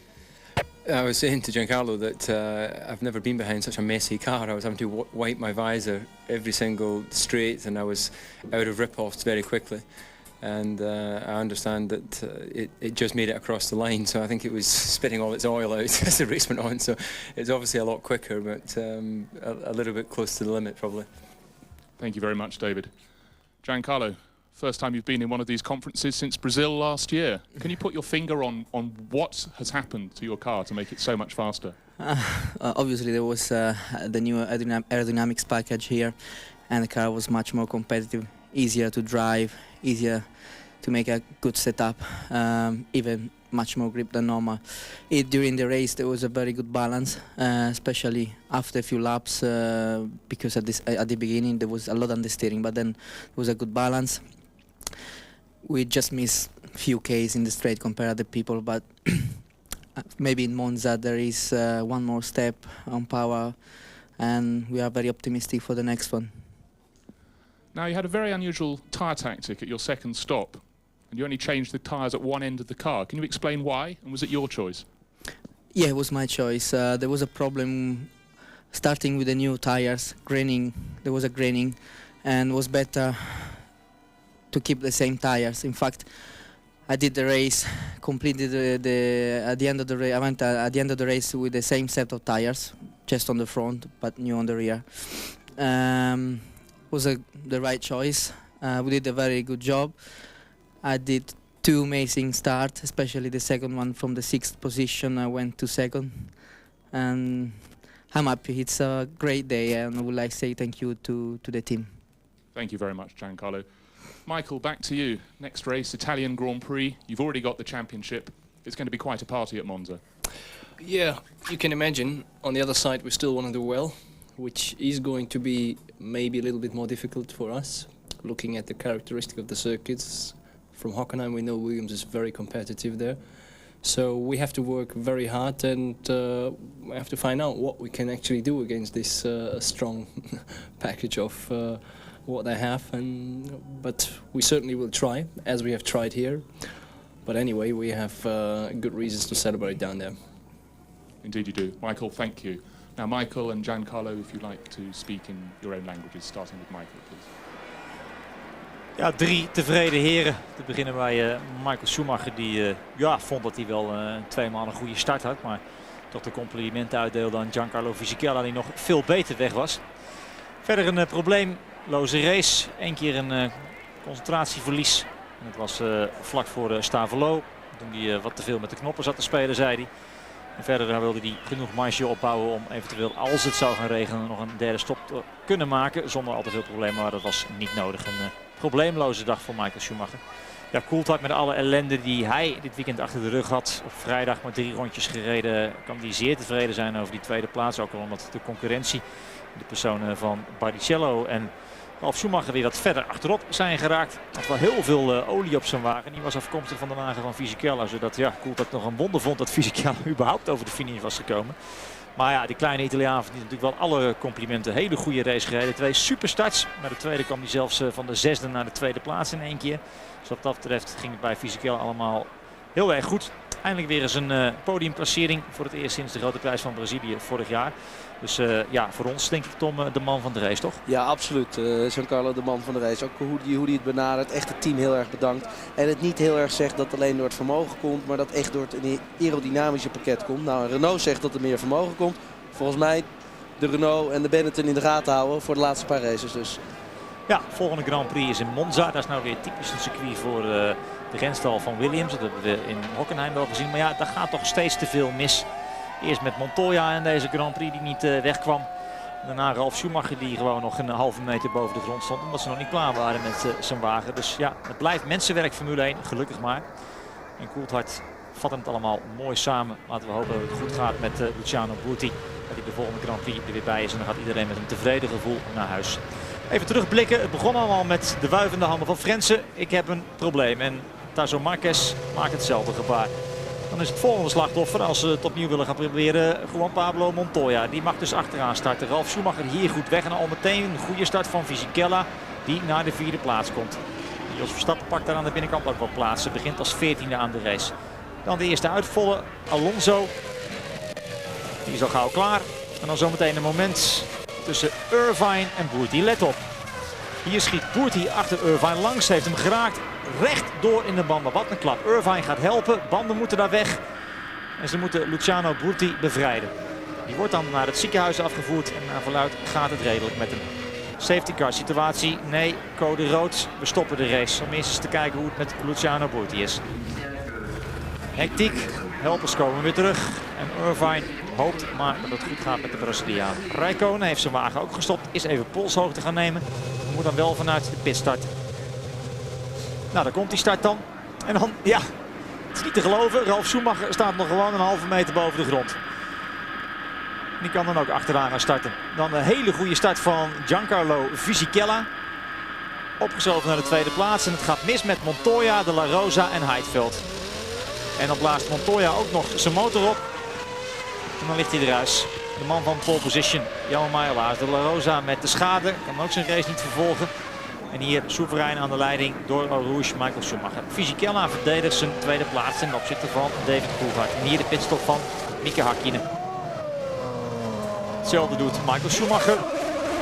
En Fisichella die op dat moment dan weer voor David Coulthard de baan op komt en 2e blijft.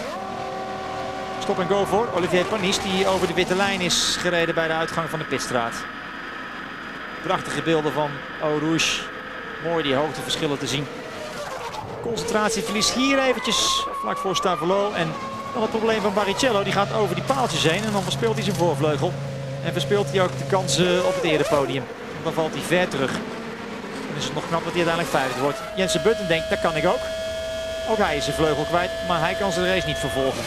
Achter in het veld de eenzaam strijdende Bernoldi. En hier weer verder naar voren. De tweede serie pitstops van Fisichella en Coulthard. Fisichella komt dan alweer als 2e op de baan na de pitstop van David Coulthard. Kijk maar, blijft er net voor. Maar dan 2 maal een aanval. Hier slaagt Coulthard nog niet. Maar dan komt hij hier buitenom.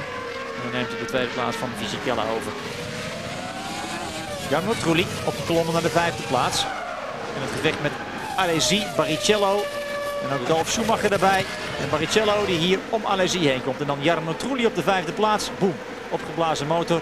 Einde race, weer geen punten. En Trulli baalt. Alesi houdt het dan. Ondanks de dappere pogingen van Ralf Schumacher. Wordt 6e. Jean Alesi en de winnaar is natuurlijk deze man, Michael Schumacher. Fisichella 2. 3. Coulthard 2, maar die zagen we even niet in beeld. En Alesi net nog 6e voor Ralf Schumacher. En de felicitaties van Fisichella voor Schumacher en andersom.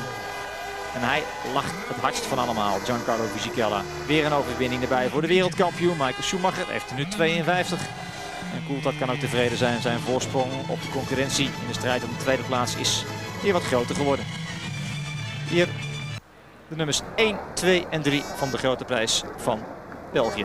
Even vooruitblikken, Tom. Gaan we naar Monza. Nou, dat wordt een Grand Prix voor Williams. Maar ja, dat dachten we vandaag misschien Ja, ook. dat dachten we inderdaad vandaag ook. Ja, het is een circuitje. Montoya zit het echt helemaal niet mee. Laat het geluk een keer aan zijn zijde zijn en laat hem daar toch scoren.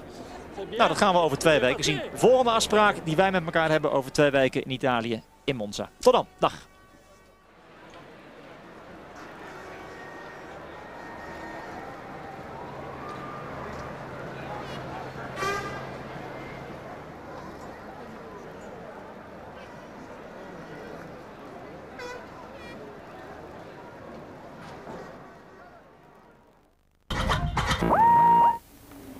And you're back with us in Belgium, where Michael Schumacher has won the Grand Prix here this afternoon, but the race was stopped after just 5 laps after a dramatic and frightening-looking accident involving the young Brazilian Luciano Berti.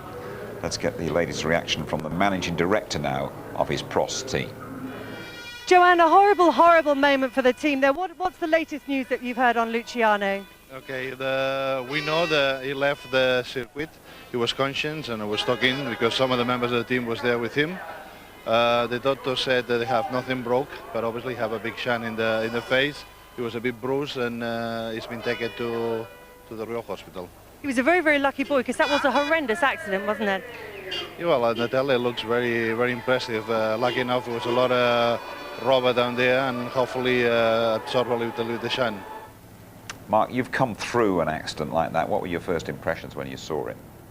Very similar. The big issue with my one and that one is there was 4 rows of tyres for Luciano and there was concrete for me. But the problem he has now is that there's a little bit of a psychological edge. He's got to walk over that, the next hurdle, and also the after effects. Even in my accident 3 days later I had a bruise on the brain, and sometimes those things don't come out until a few days down the road. Do you fault him in any way in this accident?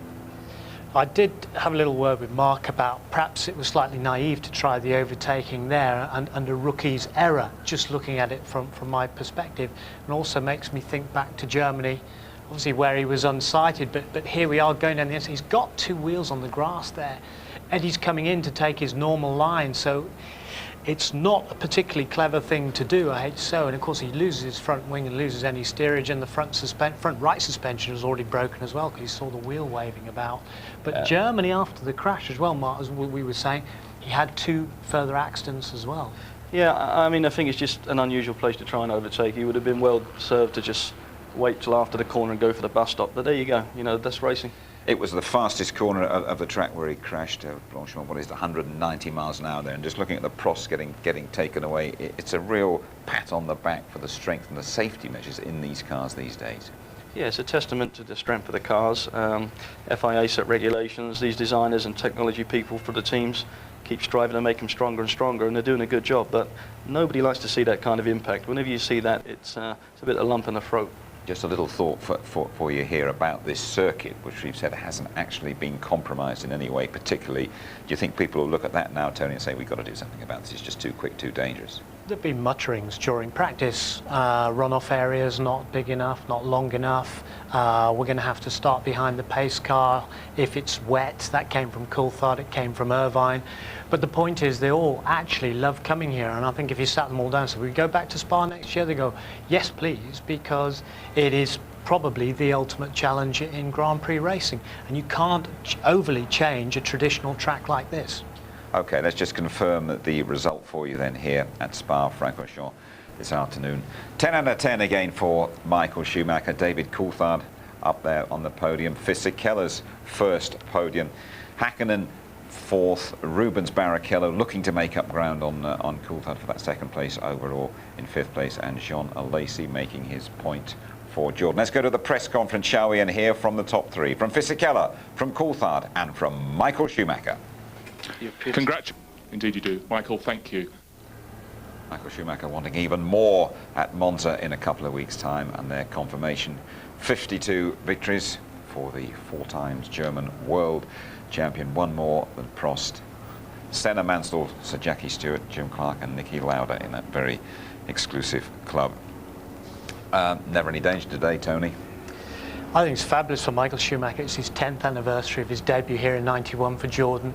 The following year, when he was teammate to our own Martin Brundle, had his first victory here, and now he's joined the great Ayrton Senna and the great Jim Clark on 5-time winner at Spa-Francorchamps, a circuit that, you know, he loves so much, so close to his heart, so close to his home.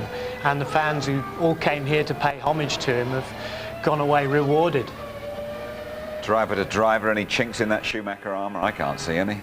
I don't think so. I mean, now and again he does lose concentration, but we've seen that before even with world champions like Senna at Monte Carlo. But when you've got nothing to do, you know, when it's so easy, it's going to happen. But I think we need to extend the track, for him at least. Right, we have plenty more incidents to look at. We're going to chat to one or two of the key characters as well when you rejoin us in Spa CC.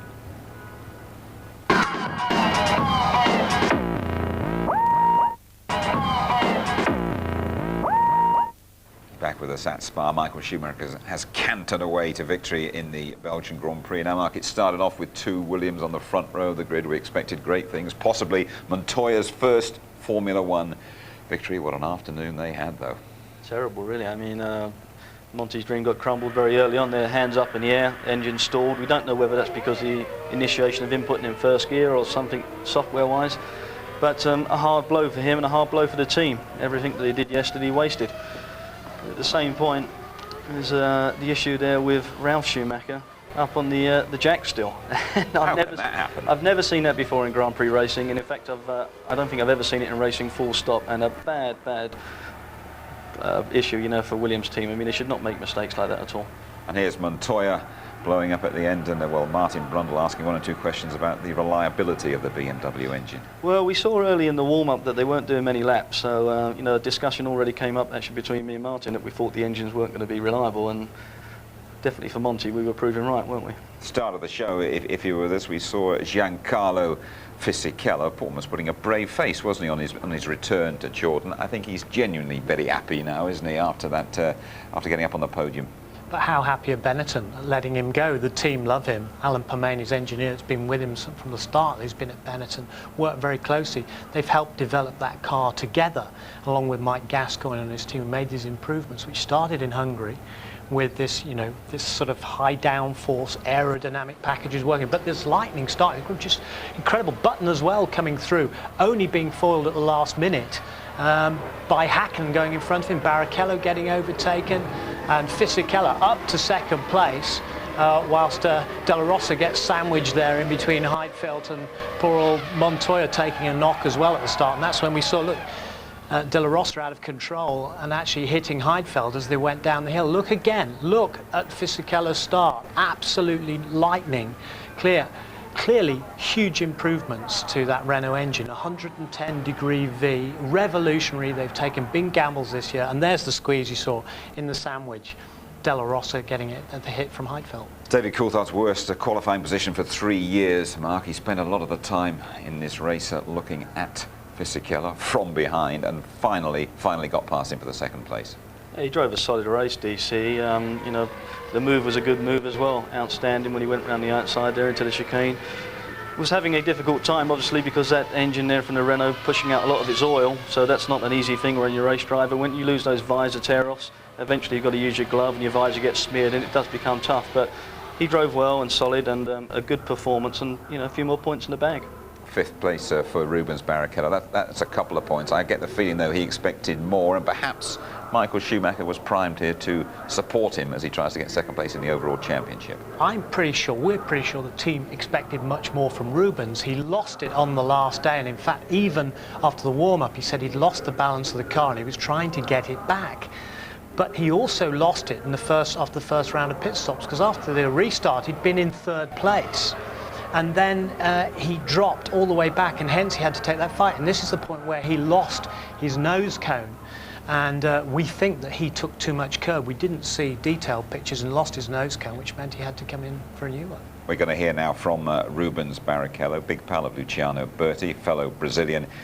Here he is with James. Rubens, it's a difficult day for you. You lost the front wing. Tell us about it. Yeah, it was such a difficult day. The second start was crap, and I lost the position up to Fisichella, and then I didn't have the straight line speed to overtake him. Then the pit stop didn't go well. My race was lost. I mean, afterwards, I had a vibration on the tire. I had a bit of everything today, really. So I lost the wing. I lost everything. But the good news is your friend and fellow countryman Luciano Berti seems to be okay. Oh, that's good news, because I've been thinking on the race. I get the impression he was a bit worried about Luciano there, Tony. Get the impression he wasn't that chuffed about his second start either. No, not at all. CRAP, I believe. Yes, speaking from the heart there, but I think he probably still has got time, hasn't he, to put the pressure on David Coulthard, although Coulthard's second place done him no harm at all today.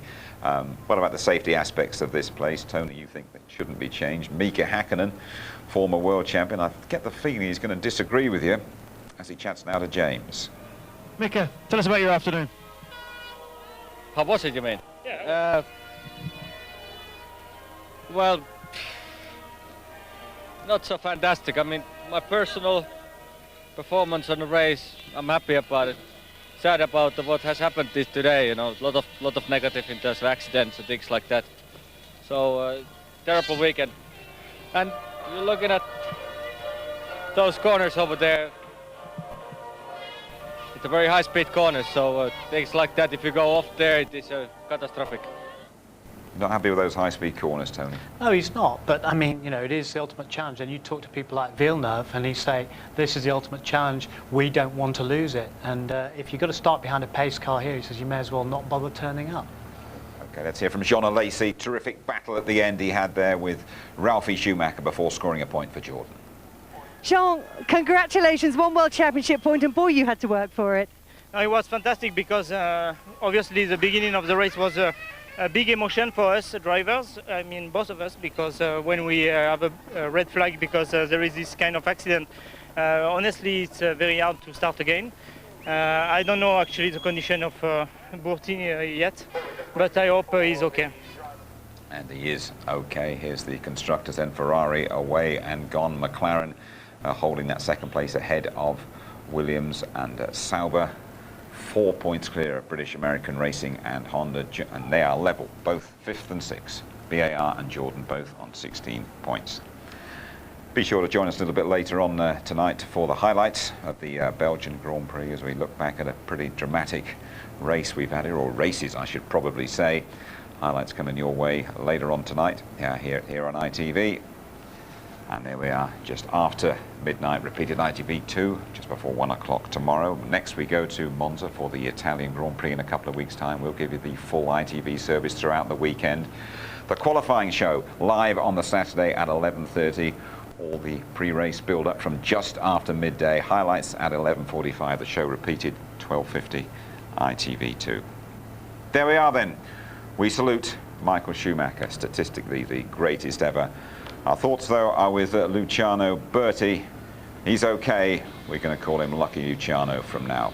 Bye-bye.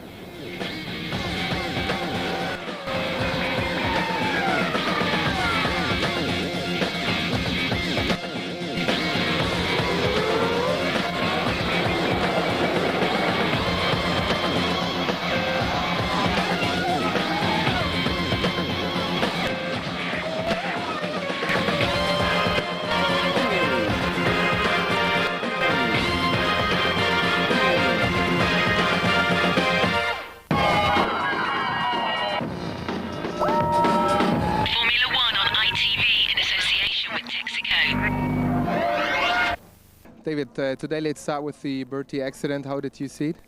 well, obviously it was a coming together of two cars that looked a bit tight. He obviously felt he could make a way down the inside, and I guess for Eddie it was difficult to see. But what's important is that the changes we've made to that corner in terms of the runoff over the last couple of years, I think really helped his chances of reducing the incident and also the injury to him. And you know, there's further changes we can make it for next season as well. How did you like your race, especially the fighting on track with Giancarlo? Yeah, it was good. You know, Spa always had added interest when you're coming through the field, and he was very difficult to overtake. Actually, I was surprised. You know, his package was working well. He had good traction out of La Source, and in the end, it took a back marker to help me. But I was there, poised, took the opportunity, and obviously gained the extra couple of points. Second position for the championship now, in a good reach.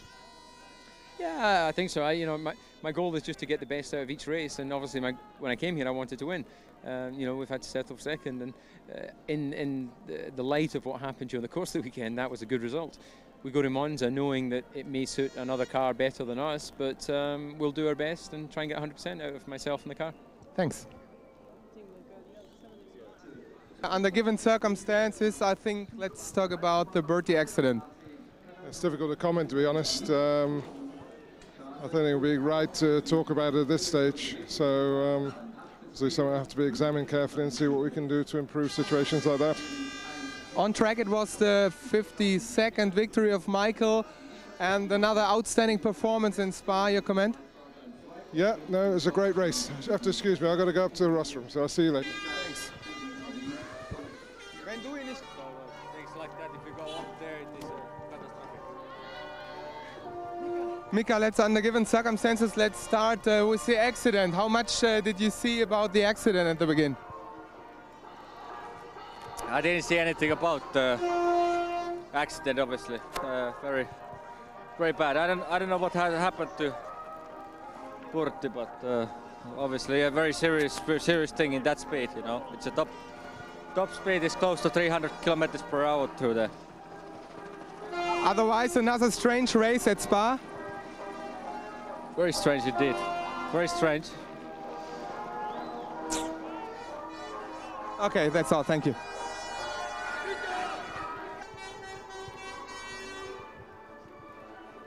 So the race is gone. Can you tell us any news about Luciano?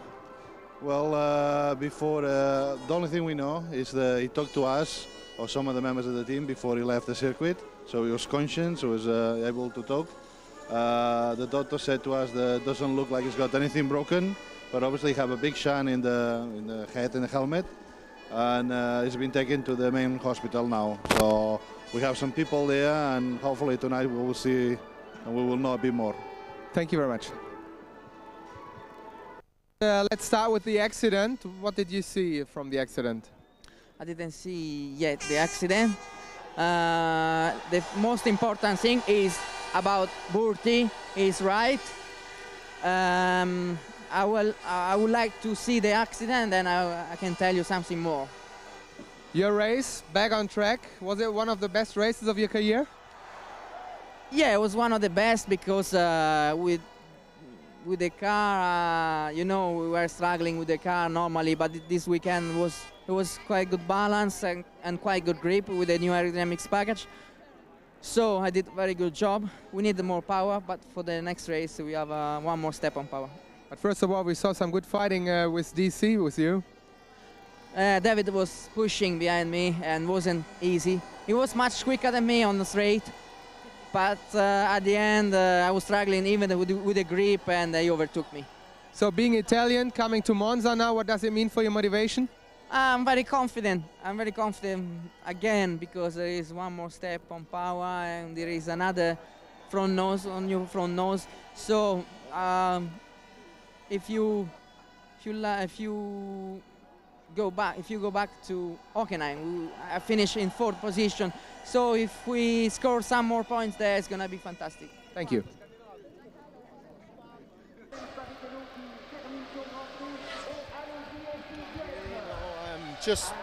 I was obviously going very long into the race. I was on a long one stop, so I was very slow at the start of the race. Just basically tried to hang on to my position. And coming into, I don't know what the corner is, Lutz, his front wing hit my rear wheel, and and he went straight on. I spun. That's all I really know. Did you see Berti in the car? You looked for Yeah, him? but apparently he's fine, which is great. Okay, thank you. Okay. Well, yeah, it's better down here, yeah. Well, Juan, let's start with the accident. How did you know about the accident? Well, I saw a red flag, and the lap after the car, you see the car and completely destroyed. So, if you was concentrating then for the next start, what happened then? What happened afterwards? The start was pretty good until Heidfeld came in the inside like a maniac and just hit everybody.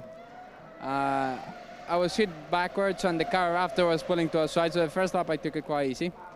Then I pushed past 2-3 cars, past Ralph, and as soon as I passed Ralph, the engine just let go. Why do you had to move from pole position to go back? Just the engine started, and as soon as I pressed the clutch, it stalled. So weekends like this, I mean... Racing, isn't it? Thanks. Okay. Ron, today let's start with the accident of Luciano Berti. How did you see it? To be honest, I just watched it once on television. I didn't form an opinion because we were too busy sort of trying to make sure that we did all the right things for the restart. But I've heard he's moving and talking, and I hope he has a speedy recovery. It was obviously a big accident. Otherwise, a typical chaotic Spa race? Yeah, very chaotic, and of course not at all good for us in qualifying. To come back with this result gives us some degree of satisfaction, but in reality we're here to win, and we didn't win, so I'm not going to go away happy. It was difficult to think through the various options, the various race strategies that were going on, and feel pretty comfortable that we made the best out of what was a very difficult pair of grid positions. How did you like the way David was fighting on track today? He fought very well, I mean, we're under no illusions it was easy for Michael. Fisichella, whilst doing a very good job in the earlier parts of both the races and obviously having very good starts, he was slow in critical parts of the race, which just let Michael pull away and really gave Michael an easy life. But that is motor racing, and the important thing is to qualify well, and we didn't do that. But if you don't, you've got to try and make the best out of it and be disciplined, behave like a team, modify your strategy, which we did a little bit in the midsection, and get the best result you can. And I suppose second is the best result you can get if you don't win. So when can we expect the drivers lineup for next year? Well, we're under no pressure, and we know exactly what we intend to do, but it's just not top of the list of priorities at the moment. Our biggest priority is to have implement the evaluation that we've conducted over the last 3 months into how to be better next year in all departments, and that's really got the maximum amount of focus. As regards our driver lineup, we're very comfortable with the position that we're currently in, and in due course we'll announce them. Thank you. Okay, thank you. And you're back with us in Belgium, where we have seen another triumph for Michael Schumacher, the Spa master. Coulthard doing very well to recover from his qualifying setback. First podium since Canada last year for Jordan-bound Fisichella. Hakkinen fourth. Barrichello just picking up a couple. A Laces late battle with Ralf Schumacher earning Jordan a point, but they all earn their money in Belgium. Another very strong drive from a not terribly promising grid slot. Yeah, obviously I'm very happy with the team giving me a reliable car. I benefited a lot, obviously, from people dropping out on the grid. But it's obviously helped other people earlier in the year when I dropped out, so that's probably the payback. And I had to work very hard, actually, to get past the Benetton. I was surprised, but they were quick. Tell me about the race. Was it fun, or was it just plain hard work? It was a little bit hard, but because there was a good balance, it was okay. David was pushing behind me, and the straight was very quick, but then at the end, I was struggling a little bit with the grip because I did the whole race with the same set of tires, and it was a bit difficult, but it was the right choice. The actual accident, is that one of those ones that you're going to be replaying over and over in your mind? No, I just seen it there for the first time, and that corner, it's, unless you're clearly ahead, it's not really the place to overtake. And you know, it's just one of the things. Let's just trying to get up there, and I'm trying to keep him back because I was going very long. You know, so I knew I was going to be struggling at the start of the race, but hopefully it would come good. But that's the problem. You're always fighting like hell. The first 10 laps, trying to hold the two stoppers back. You know, so it has its risks, but it can give rewards sometimes. You're off to see him tonight, I understand. Yeah, I'll go and see how the boy is. So then it's a ton up for Michael Schumacher. Decent day for David Coulthard. 9 points ahead of Rubens Barrichello and 13 clear of Ralf Schumacher. No improvement for Montoya. In the constructors, Ferrari, of course, the world champions, and Williams not making up any ground at all on McLaren. Sauber, though, 4 points clear of British American Racing and Jordan. Both have 16. Tony Jardine, the one big talking point of this race, not Michael Schumacher, but that accident. Dreadful accident. Former teammate of Eddie Irvine's, hence his concern, everybody's concern. But at the moment, from the best guesses we've got, you know, the guy is stable in hospital. But a bit of a rookie's mistake as far as I'm concerned, going on the inside there before Blanchimont, 180 miles per hour. He put two wheels on the grass, loses the front wing, loses steering. His right front suspension is broken before he goes in front 3/4 on through those layers of tyres, and somehow survived a horrific accident. And look at the damage to the Prost there, but it survived. The survival cell is intact. Luciano Berti is intact, and that's good news. And it is a big tick for the safety standards that we see these days on those cars. The Prost, the nose looked okay. Rigid structural tests before a car can be passed for Grand Prix racing, side impact tests, frontal impact tests, tests over the top of the roll hoop, all proving its worth now, showing how safe and strong a Grand Prix car can be. Decent day for Benetton, wasn't it, and particularly at the restarts? Fabulous day for Benetton. All the work that Mike Gascoigne has put in, Pat Simmons, look at that, rocketing through on the restart. Giancarlo Fisichella leaving Häkkinen for dead. They're getting past Barrichello up into second place, and in fact Button getting up really well, only being held back by Coulthard on the inside.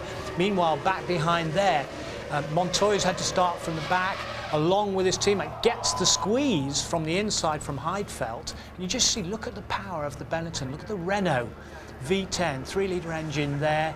This radical engine powering all the way up to the back of Michael Schumacher, only stopping at the last minute there, and Button joining in. And then you see the squeeze there on Pedro de la Rosa, Heidfeld on the inside, and actually pushing Montoya out to the outside as well. We knew that they were going to come good towards the end of the season. Indeed, they have. David Coulthard, though, he's spent a lot of time staring at Giancarlo Fisichella and just finally got by him. But this is it, because he'd been at La Source, they got round Benaldi there, but David Coulthard's visor and his rear wing were covered in oil from that Renault engine or the Renault gearbox, and then finally, and you can see David couldn't really see too well through that smear right across his visor. Very brave manoeuvre, 200 miles per hour round the outside at Les Combes, which Häkkinen, of course, did last year in a rather different way to Schumacher when they went past Zonta. And if there hadn't been enough action in the race already, right at the end, Jean Alesi, the old veteran, held off Ralf Schumacher brilliantly. This is normally a lucky circuit for Jordan. They did the double, their first race win here in '98 with Damon Hill and Ralf Schumacher, and Ralf Schumacher there, desperate to try and get a point, having started from the back.